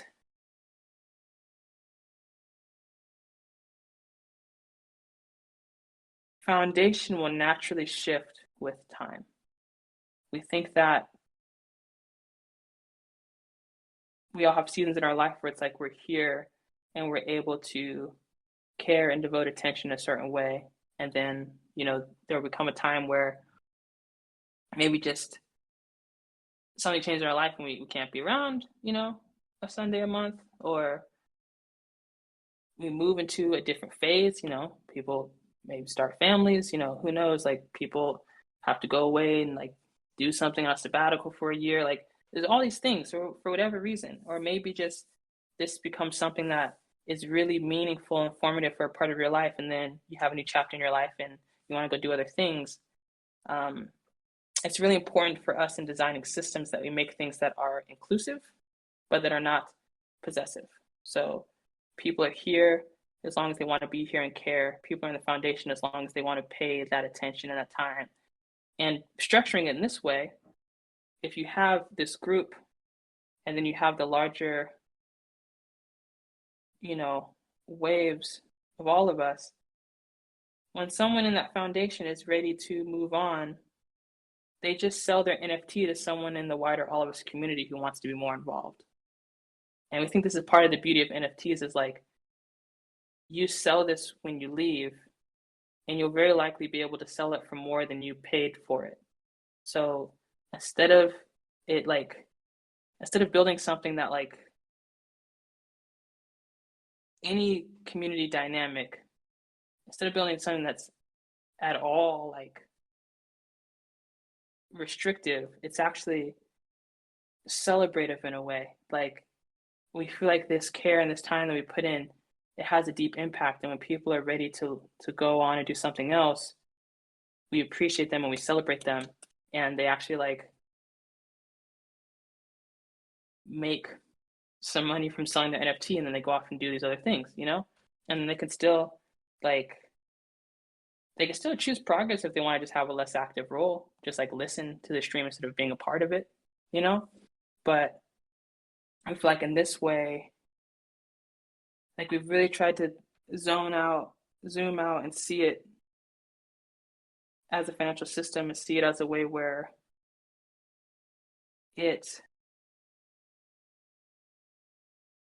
all of this can exist in the physical world.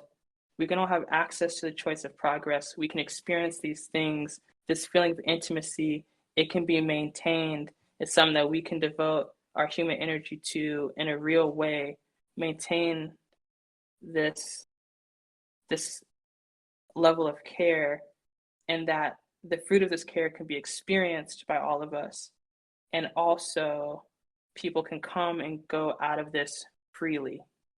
And as creatives, find that they're actually like rewarded for that process. So those are all of the thoughts. That's like super exciting, honestly. And I think it's like a great way to get people more involved in the community that want to be part of the community without having to like do like extra work into like figuring out roles and things of that nature. You just get people that are generally and want to be involved from the beginning, kind of invest into the company. So, or like quote unquote invest into the company. I think Thank this you. is like incredible. I've sat for literally at this point over 30 hours in clubhouse rooms listening to NFT ideas from everyone around the fucking world and every level of success. And this is the first time I've ever heard someone come up with that idea of starting like kind of a community garden and using it as a tool to reach more people and give the community an opportunity to benefit off of this and grow. And I just love everything about this idea. It's just like it makes me feel wonderful, and like yes, I can't wait to see who this expands to, because if it reaches like anything like the level of success of people I've seen in the NFT clubhouse rooms, then it's going to like, oh my god, it's going to bridge the gap between people that are like seem like they're untouchable, like celebrities and everything, and regular like your favorite underground artist. It's going to build this whole new basket of ideas and make collaboration possible between two people that would have never happened before. It's amazing. I love it. This is exciting. Like y'all get it. This is great. Woo! We've been in here reflecting all winter, haven't really shared these thoughts with anyone. We couldn't think of like a better group of people to first share these thoughts with. Like, and we're really thankful that y'all like understand. So this is a highlight moment for us personally. This is great.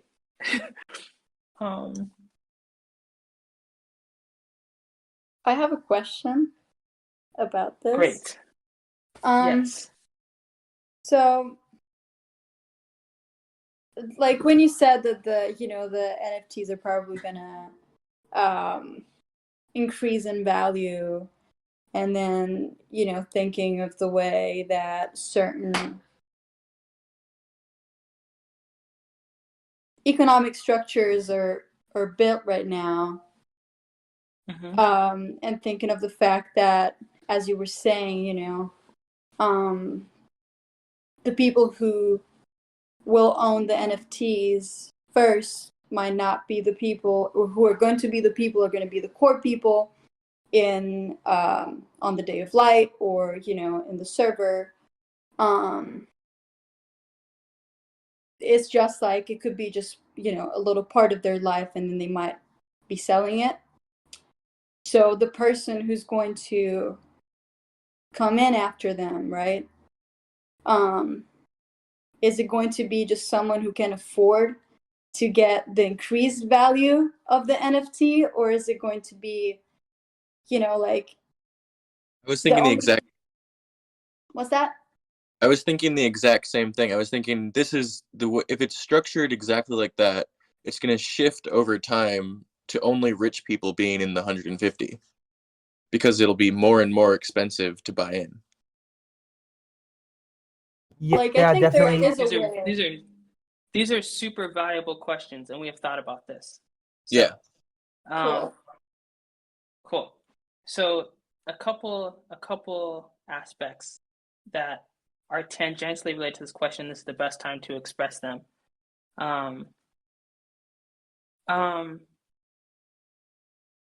This is a completely side thing. Does anyone here? We thought this would be a really important day of light, and so far it has been. And so we did our best to record the video of the experience, like to screen record. And we did until our computer was like, you're completely out of space. And then we went and deleted something. So we say that to say, if anyone who's here right now is like on a laptop and can screen record, please do, so that we can have other like visual memories of this, because these questions are really important, and there's definitely going to be people who want these same answers. And then also on a sentimental level, like this is the first day we've talked about this, and this might be like a historical thing that we just want to have on our laptop forever. So if anyone else can like screen record, that would be dope. We're going to attempt to screen record again with the space that we created. But we kept the audio. We had the audio, which is nice. 1 second. My storage is crying right now. Yeah, I do it, but I have literally no storage. Yeah, mine Dude, is these are the too. lives of Carlos, right? It's so outrageous. There's no space. I told myself when I got my new laptop, I was like, I'm going to keep it so clean so this never happens, and now it's just completely gone. I can do it on my phone. I'm doing it right now. Oh, please do. That would be great. Yeah, I'm doing it right now. Like, Got you. I don't know if I'm capturing audio or not, but I'm screen recording. That's great. You definitely aren't capturing audio, but we have the audio, so we'll sync it up. The screen recordings never capture sound. Someone clap so we can sync it. Oh, okay. It can't be a bunch of people can it because you don't know which Realize all right. I was Aiden, muted. Aiden clap. Aiden clap so we can sync it. Fuck. I didn't hear the clap. Yeah, I think that's got to be one of the most silent claps I've ever heard in my life. Sound of one hand. Okay. Bang. All right. Just the mouth. We'll see the mouth. It's clearly the word bang. There we go. We'll have that. Okay. So. Holding the NFT has some simple but specific requirements that we will, like in the coming days in the fine tuning, we will iron these out specifically and be able to detail what they are clearly. But they're all formed in the spirit of ensuring to a reasonable degree that the person holding the NFT is like actually a caring, active member of the community. So it'll be like, you can have the NFT, but if you're holding the NFT, you have to participate in the Day of Light like every so often. Like it might be like once a month or something. Or another thing, as we see the chat expanding, we see that the 150 people in the foundation will likely become moderators of the chat in the larger groups as it grows and expands. So that our emotional understanding of everything that's here is like emanating, all of us who are like in this collaborative spirit together. So there's some activity of being a moderator on the chat, being in the Day of Light. And we say like probably once a month because sometimes things happen. You know what I mean? Like, it's not like you gotta be here every time. But if there's enough people that we're all here at least once a month and it just naturally shifts over, there'll probably always be enough people to have a great Day of Light. And then people can be like, I had to go away for a couple weeks and it's all good. But whatever those finite rules are of that nature, when someone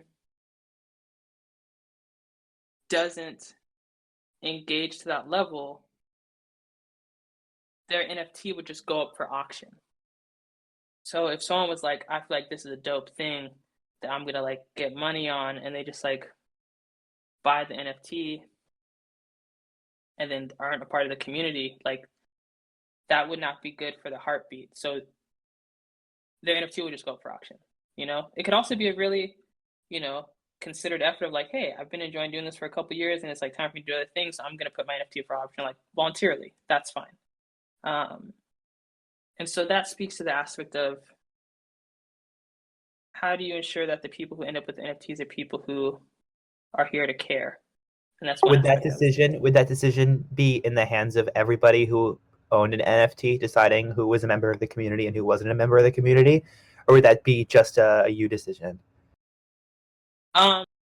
It's not really an us decision or an all of us decision. Like,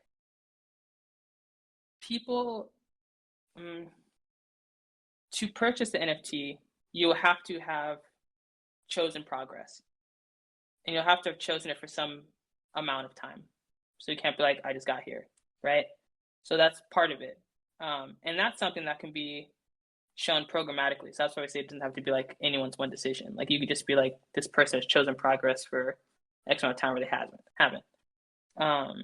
And then at that point, if they choose if the NFT goes up for auction and they acquire it and they continue to be active member of the community, you know, they're in the foundation and we embrace them, you know, as a member of the foundation. At no point in that did we have to do like a judgment on them as a person, you know, which we think is really important because the spirit of all of us in its nature, we don't need all of us to be liberal politically or conservative politically. We don't need all of us to like the same music. We don't need all of us to have the same personality type. Like, we don't need all of us to just be people that like we would go out of our way to meet, you know? Like, we actually think that the power of life engaging cooperatively, non-defensively breaks all of those barriers and becomes stronger as we let it not be stifled by any of those barriers. So, you know, this is not like a place where we try to curate like this kind of person can be in the foundation, you know, because we think it's actually a lot more interesting for all of us if, you know, we start hearing things in the Day of Light that are people from all truly different walks of life. You know, that's actually going to be more empowering to all of us. There will have to be some level of like making sure a person's not a catfish that we'll probably have to build in. But I think beyond that, like, just assume that they are in fact a human being who is the human being they say they are. That's pretty much the only, you know, like, just don't be a catfish. And to the economic aspect of it, in terms of like how the NFT changes in price over time, this is a bigger concern with a lot of cryptocurrency. And this is just a thing with humanity that becomes tough to navigate. There are people who have become millionaires in the last couple of years from Bitcoin, who were certainly not millionaires before. In some ways, that has been a vehicle for changing aspects of wealth distribution that has given different groups of people a position of influence or power in the general progression shape of society in the way that speaking with money can. Now people can speak with millions of dollars if they choose to. That's happened. also, part of why it's happened is because people with a lot of money have started investing in Bitcoin, which made it more stable and raised the value. And so it's like, well, then how the fuck there's no way around it. Like, what is that? You can't just buy a Bitcoin now, right? And so when we think about that, we just think a lot of things. And at this point in life, it's mostly that we just observe it without really trying to pass judgment, just try to notice like that is how that system works. And what does that mean? And what does our mind do with that understanding or that perception? That's mostly where we're at in this phase of life. But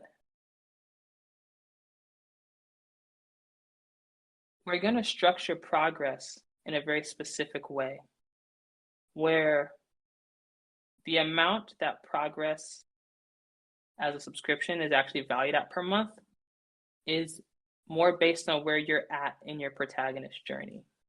So there's going to be like 3 tiers. There's going to be a player tier, a protagonist tier, and a sustainer tier.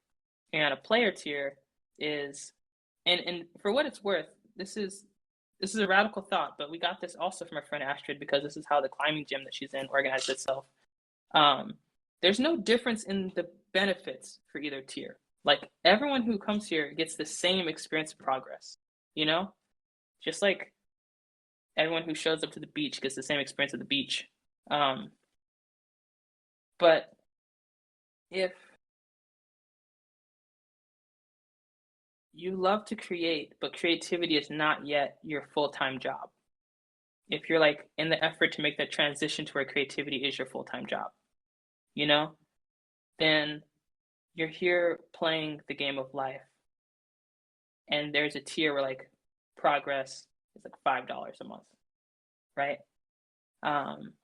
If you're in a space where creativity is your full-time job, you know, and you live well off the strength of your creativity, and thus you see this space as an important part of self-care and like your ritual for ensuring your performance as a creative, you know, that's the protagonist tier. And then progress has a certain price, you know?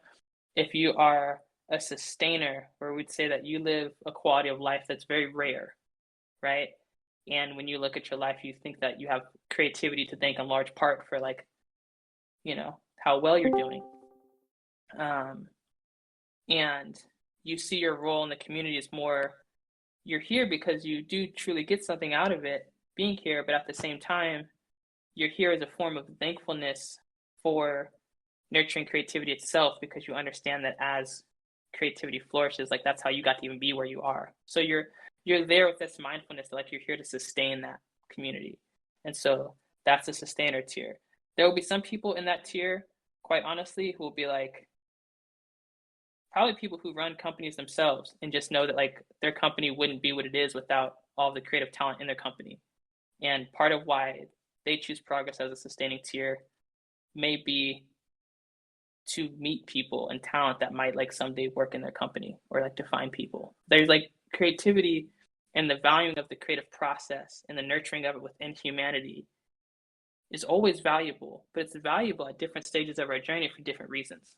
And so I think if we like step out of this like zero sum game capitalistic mindset, which is like useless, and we start looking more at the experiences we want to have, you know, we thought it was really intelligent that that's how this rock climbing gym structured it. And, you know, our mind lit up as soon as we heard it. We realized that's how we're going to structure this. So again, all of those, you know, all of us come here and we get the same experience. It's not like someone in the sustainer tier has different privileges or different access than anyone in the player tier.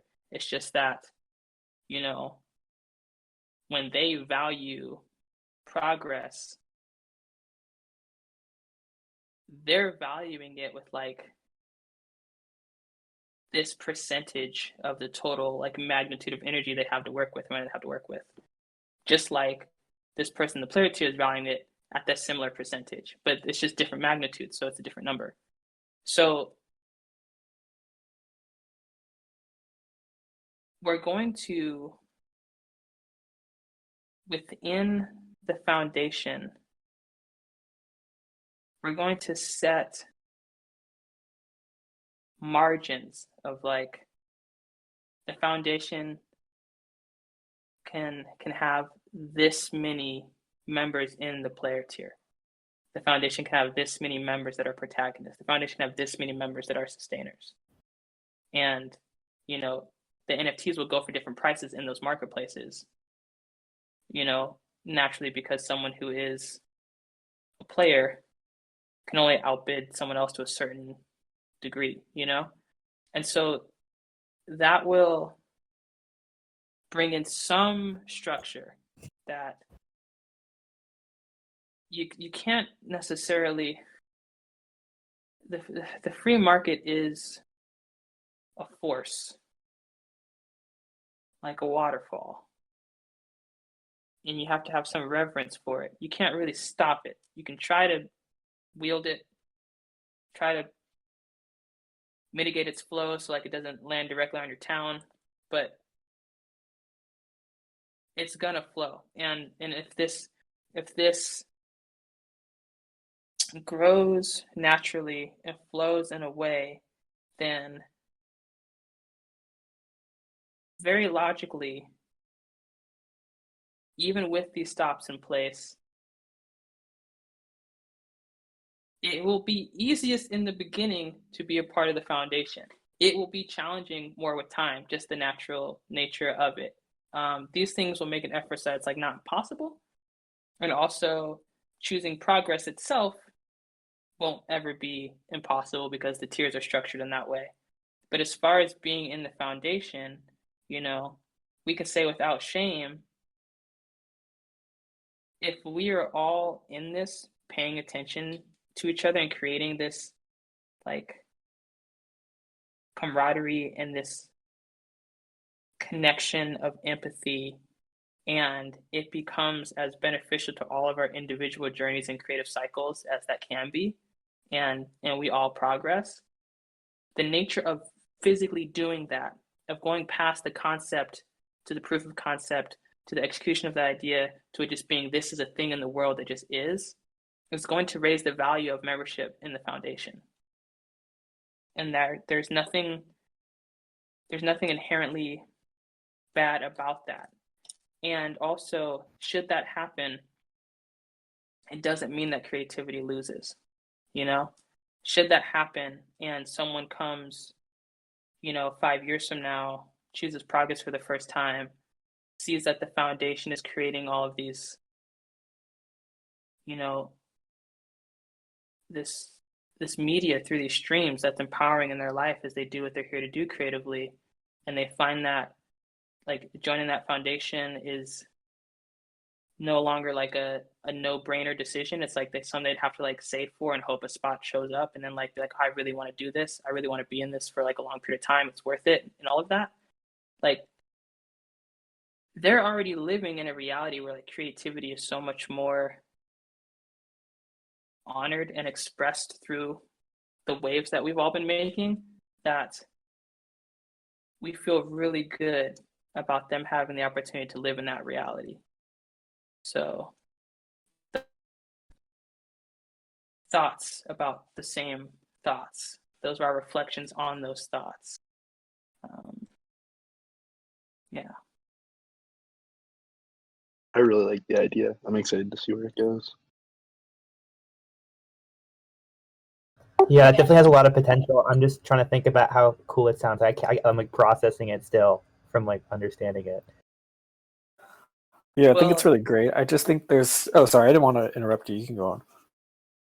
No, well, all we were gonna say is that we feel like part of the benefit of this audio recording and perhaps these assimilated screen recordings, you know, is that we'll be able to like reflect on all these things. We're gonna put this stuff up in the server so that everyone can like, even people who weren't here today after Day of Light can like hear all of this and understand what's happening. And all of us who are here, like, I want to think about that more. Can like play that part again, replay something and think it over, because this really excites us, and then we think that we're so, these ideas were just born. This just happened. We feel like it's going to take a lot of zooming out with time to see like what like true magnitude of these ideas are. And so, yeah, it's just going to be like a lot of reflection on it. And we feel like that's part of it. But please continue with your thoughts. Yeah, no, I was just gonna say I think it's really great that you're bringing utility to like the NFT with the whole membership thing. But as far as to like what other people have made, the points other people have made, and like you kind of insinuating that you would auction up like the NFTs that kind of don't get used or prioritized as they should be. How do you kind of push that into auction, considering they're all like tied to that owner? You know, you can't really force somebody to give up their NFT because that's kind of how the whole ownership aspect of NFTs work. So how would you just like mint a new membership to kind of overlap that and put that up for auction, or how would you kind of tackle that situation? So that's more of a pragmatic concern than a philosophical concern, right? That's more of like the technicalities of how NFTs function and like how do you engineer something as a solution to the experience you want. And I suppose that's part of the work of doing anything new is to figure out like what the concrete answer is for that, like engineering wise. And part of what we've been doing during the winter is just like talking with friends who are active in the NFT space and figuring out like who to collaborate with in minting the NFTs and expressing to them our specific use cases and figuring out the best way to facilitate that. And we don't have that concrete answer yet. And if we did, then we would just say you can get a membership right now today if you want one. Like the only thing that there's some people that we get to have a call with this week, and our friend Danny Cole is like helping us a lot just in like connecting us with the right people. And you know, we welcome anyone else who's like super active in this space who likes this idea, who wants to, you know, thinks that there's someone to connect us with. You know, that's the same thing that Danny did. We told him that Danny was like, I have some people I need you to meet. And that's just how that started. He became a part of it. But we have to figure out how to facilitate it, because experientially it should just be activity in these spaces can be like documented programmatically. It's like clear to see if like someone has like logged in or tuned in or not. And the idea of the rule is just like an extension of the honor system. Like you shouldn't hold on to the NFT if you're just holding on to it for economic gain, if you're not like here to be a part of the community. And so instituting some sort of fail safe, you know, that's really there for if people are blatantly disregarding that honor system is really our goal. And we trust there will be a way to do that, whether that's having to mint a new NFT, you know, whether that's like saying the NFT gives you access to this thing as long as you have this kind of status, and the status can change. You still have the NFT but lose its value for not, you know, active. There will be some way to solve this engineering wise. But because we're confident that there will be a way, it's not necessarily our concern philosophically. From the way that we understand it, what's most important for us in collaborating with, you know, any technical person in their medium is communicating clearly what we need the experience to be. And so right now, like we're focused on declaring what that experience is. We trust that when the actual NFTs are minted, we personally won't be doing any programming in that process, you know? Like we're writing things in Swift right now. We don't know how to write anything in Solidity yet. Like we can't write on the Ethereum blockchain yet. So we're going to be doing that through collaboration. Got it. We think that's a really important concern but yeah, that's, you know, that's our answer as of today. What platforms? Sorry, you can go. I'm sorry. We were just going to say, when you've been like you were mentioning earlier that in this time like you've been more interested in crypto, you've been focusing more on like trading. Where does your interest and involvement of these things, like what's the full scope of it? Are you Yeah, so you know what I mean?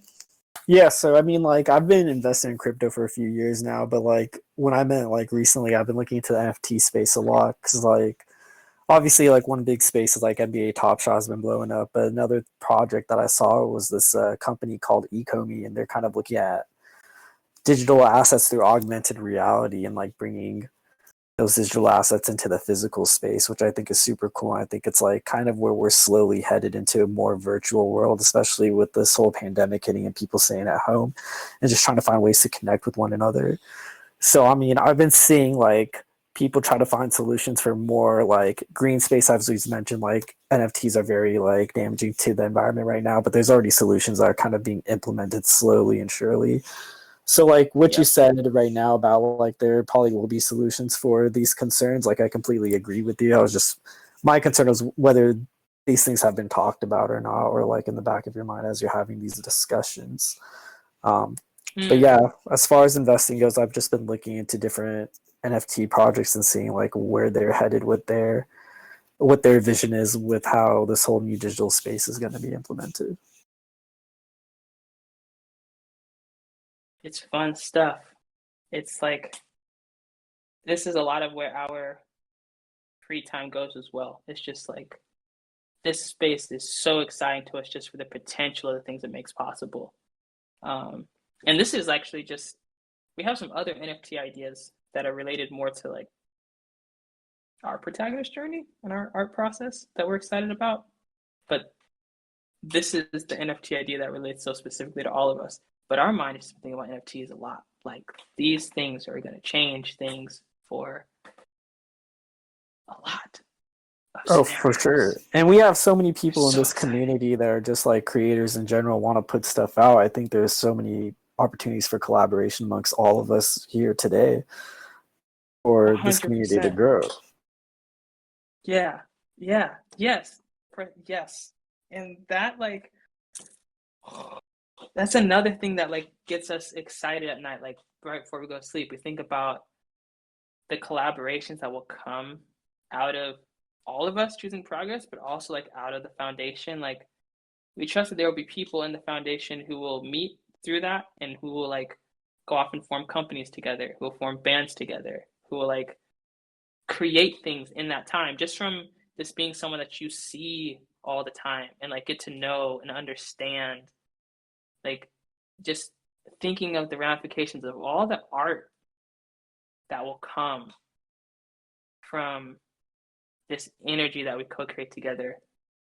It's like super exciting and also not really fathomable, you know? So 100%. What platform are you considering having like the NFT be available to buy on? And are you like, what do you want the NFT to be of? Because I've seen a lot of really cool stuff with like virtual worlds right now that people are doing. You can buy like plots of virtual lands that you can go in certain games and I'm stuff. obsessed with that. That would be so Have cool y'all to heard be able about to like have Earth all of us 2? house. I like Wow. live on Earth too. You live on Earth too? Our friend showed us that and we like mapped out like how much does it cost to buy the exact space of land that this like room is in on Earth 2. That shit's exciting. Yo, that's a really fun question that we admit we haven't thought about. We've thought about the access that owning the NFT facilitates. We've thought about the appreciation that it is something on the Ethereum blockchain, and so like the revenue could be paid to you. That's actually a whole other concern. Like the revenue could be paid to you in Ethereum, but like gas is so fucking crazy right now. But these are all fun problems. But we haven't thought about like beyond what it does, what form the digital asset can be.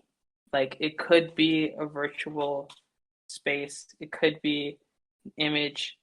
It could be like digital art that a member of all of us like actually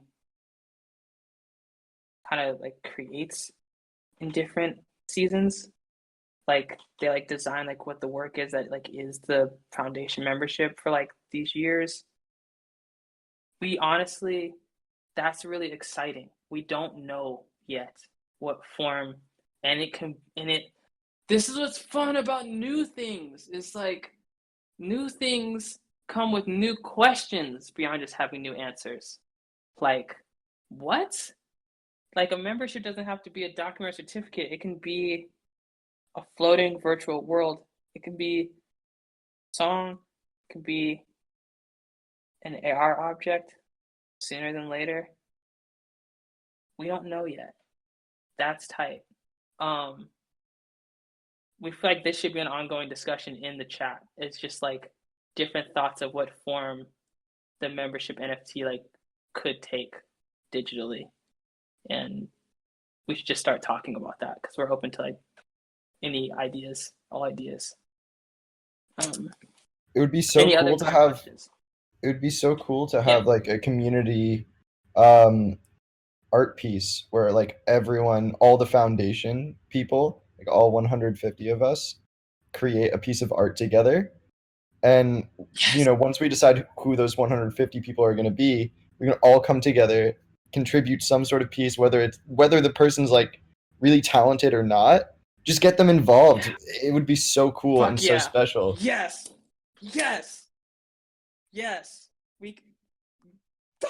That's so. Or it could be the empathy stream. It could be like it could be all of our stories in an audio file, like being played over and over and over and over something. It could be all of that like manifest as physical space, like all of our stories in a physical space that you walk through like AR wise and like access them and play them. That would be crazy, like a museum of empathy. Oh my god. Yeah! That'd be sick. Yeah! That's an incredible idea. A huge thing that I've seen are virtual galleries. It's a fucking museum of art. It's the fucking museum. And like, what if it just keeps holding everything from like every member who's ever in the foundation, so when people come into it later, it's just like so much experience they can walk into. Yeah, it like would it be just like grows. It would be, you know how Mortal Kombat has like the graveyard that you go in and can unlock all the like skins and stuff with coins after playing? It could be just like that. That would be so cool. That's an amazing way to combine like a lot of the things that we already do. Like there could be a wing that's just people sharing the music or whatever art they're working on, and then there's a wing that's like people talking about the highs and lows of their weeks, and everything could just be combined into this. That's such a cool idea. I love that.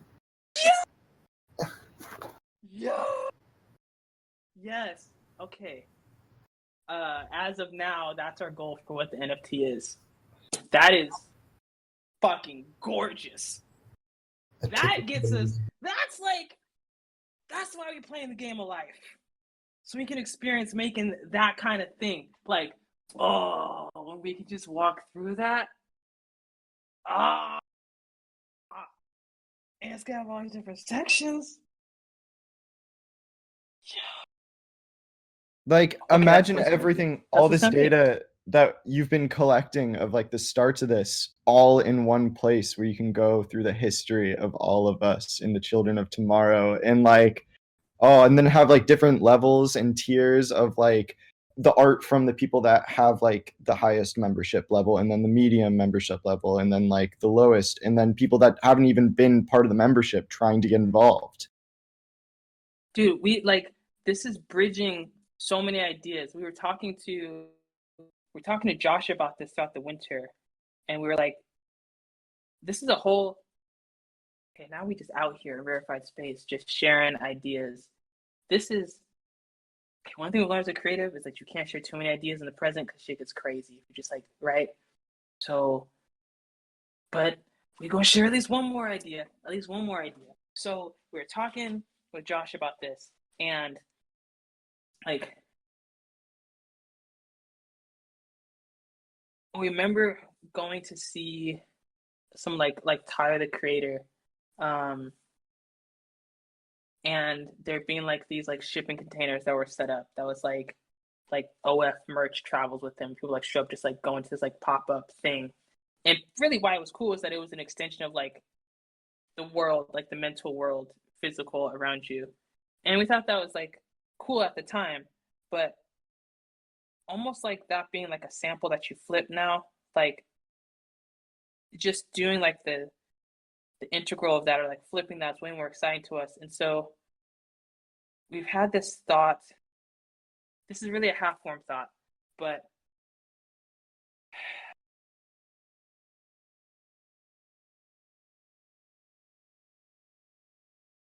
three thoughts in our head that all come together. Okay, so one thought is like traveling pop-up thing, but what is like the like new like all of its version of that? And the other thought was like the Grateful Dead and the Deadhead culture that we studied growing up was like so amazing because they actually understood the value and the strength of the community. And like when you didn't go to a Grateful Dead show to get like the Grateful Dead merch that the Grateful Dead sold, like you got there and everyone showed up with their own things that they made, and that's like what got exchanged. And at a certain point the Grateful Dead was wise enough to be like, that is the authentic shit, like that's the stuff you want, like you want that, like you want the dude who just like showed up and made like a Grateful Dead mixed with like Black Flag mock-up on a shirt, like that's the one, like fucking Pete made that, that's the one, that's the shirt, you know? Like okay, so it was that thought, and then it was like the power of AR in that shipping container, and we're like, okay, at a certain point this year, the way that we're gonna handle like physical things, because you know we had like ideas of like okay, one of our early ideas was like it'd be so cool to make Off With Love garments that are based off of the basics that they give you in NASA, like the basics like tee and like sweater and things that you just like wear. It'd be cool to have like those with like the Off With Love symbol on them and all that. But then we're like, no, like that's cool or whatever. That's like what we do. That's cool. But like what's actually like way more powerful is if all of us who feel at any point in time a desire to make something that like is a cultural emblem of all of us community, like all that we would do as a company is just like archive, document, and verify those things. So like someone would make something, and this we're thinking about this as like physical garments, but someone would make something and be like, this is something that I thought was cool. Like normally I paint, but I just screen printed this. I thought it was dope. It's like a drawing of all of us. And all we do is like Off With Love formally would be like, they register it. We send them like pins that mark that it's like a verified like all of us co-creator utility, and they have it. And then we would like put it in, like we would just give it like visibility in the app, and then people could just like get that, and like that could change over time. Like people could just get the things that all of us make, like trying to create the parking lot experience of the Grateful Dead in a phone. And then we thought about that. That was like a first thought for a while, and that still really excites us more than just like traditionally generating like merch. Like we think like when we tour albums and stuff, it's actually like way more of that and way less of like, here's the shirt that we London designed. It's gonna be more like, here's everyone creating. But then we thought, okay, what's doper than that is if you just start archiving the art and the creativity that comes out of all of us. Just like if everyone who just wants to like send like, this is something I made, this is something I created, and we start being able to archive all of that digitally, then like before the experiences, like when we go back to physical touring and it's like we're having all of us experience in this venue at this time, come here, here's some music and some other things are going to happen. Like beforehand, have an AR space where you could walk through like a museum of like all the creativity that's come from all of us across like however many years it's been running, and just like be in that space of like, this is the creative fruit of like this life of like valuing progress and like come out, hang out this, and then when you're done hanging out and seeing this, like go to the show. Like that was like those were our thoughts during the winter. But now what you're saying is like it's like deeper than that. Like it's just like it can just become even more than that. Like this really should be what the all of us token, like the foundation token should just be that museum, that space. That's more exciting to us than like all the other ideas. Like that's fucking, we don't like to say crazy when we're really excited about something because crazy implies that something is like not real or not accurate or shouldn't happen. And we think that that's like when someone's like super excited and they say to the universe, that's not possible. Like, don't do that. So that's fucking real is what that is. That is a real thought that you just shared. Like that, let's do that. Let's make that real. Let's make it happen. There's a company called Superworld right now that is working with like you can buy like places on the map for NFTs right now that is working making virtual spaces. And also something you might be interested in after hearing you talk about like Shakedown Street and stuff like that with the Grateful Dead culture and shirts and stuff. I know someone that's making an app right now to make NFT fashion, like AR fashion, where you stand in the screen and it puts the fashion item on you. That's being experimented with by companies like high big fashion houses like Gucci are trying to do like NFT clothing and like AR clothing like that as well. Yeah, and so she's won an Emmy I think before, and she's working on coding this app that makes it really super accessible to design fashion in and bring objects into AR. So I can put you in contact with her if you want. I think that would be really cool to be able to go to like one of your shows or something and have like the like one NFT that like is an AR like fashion item that no one else can get that I can go purchase at your show. That would be super cool to me. I know that would just be like super cool to a lot of other people too. I think that would be super fucking cool. And we think that it'll be even cooler if it's like you can come and purchase it at the show and it's the only place you can purchase it. But like all of us made it. Like another kid from nowhere made it. And like all they did was like verify it with Alpha with Love and like pay like some small thing to verify it, and it's just like in our archive. Then it's for sale at the show, and then that kid gets paid for it when some other kid shows up and like wants to wear that thing. And it's actually just like the creative community like blossoming and creating. And like when we in the actual show, like when the shows happen, like I love you, Psycho. We'll see how far we can get, how well we can grow this community. But when people are ready for it ceremonially, when people are like, when people like fully understand that it's not about like watching one person and it's actually about like all of us co-creating an experience, shows are gonna be wild because we're gonna show up and be like, here's some songs we all know, and that's fun. But also, everyone who's like here with this phone that can like take this accelerometer data in real time, right? Everyone who's wearing this watch that can have this biometric data, like all of the lights in the room are going to be changing based on like what we're doing together. And it's actually like we're going to see if we can all coordinate with each other and do some things that are wild and have that experience. And that's actually like why we come here, like not to just like watch this dude sing some songs, which is cool. It's just we've done that for a century. Like we're here to have like those things. Like we're here for those things. And I feel like at that show, you also end up buying the like NFT AR garment that someone else just made. Someone who chooses progress, who's just making stuff like just made. Like that's the kind of stuff. That's why we're here for that stuff. You know? Like we're gonna do that, all that. And this is definitely our internal friendly voice and timer being like, you've probably shared enough future ideas for the present. Like, this is probably good. You can probably put a cap on it now and just smile. Yeah. I am starving, and I think I'm gonna go cook because Yeah, I need to eat dinner. What are you gonna cook? What's that? What are you gonna cook? Take us out with the meals. Anyone who's about to go cook, let us know what you're about to make, and we'll leave with those thoughts. Oh, I'm just gonna make some shrimp tacos. Actually, I still need to prepare everything, but I've just been making this very simple shrimp, just like high heat, a little bit of olive oil and garlic, and I have some shallots too.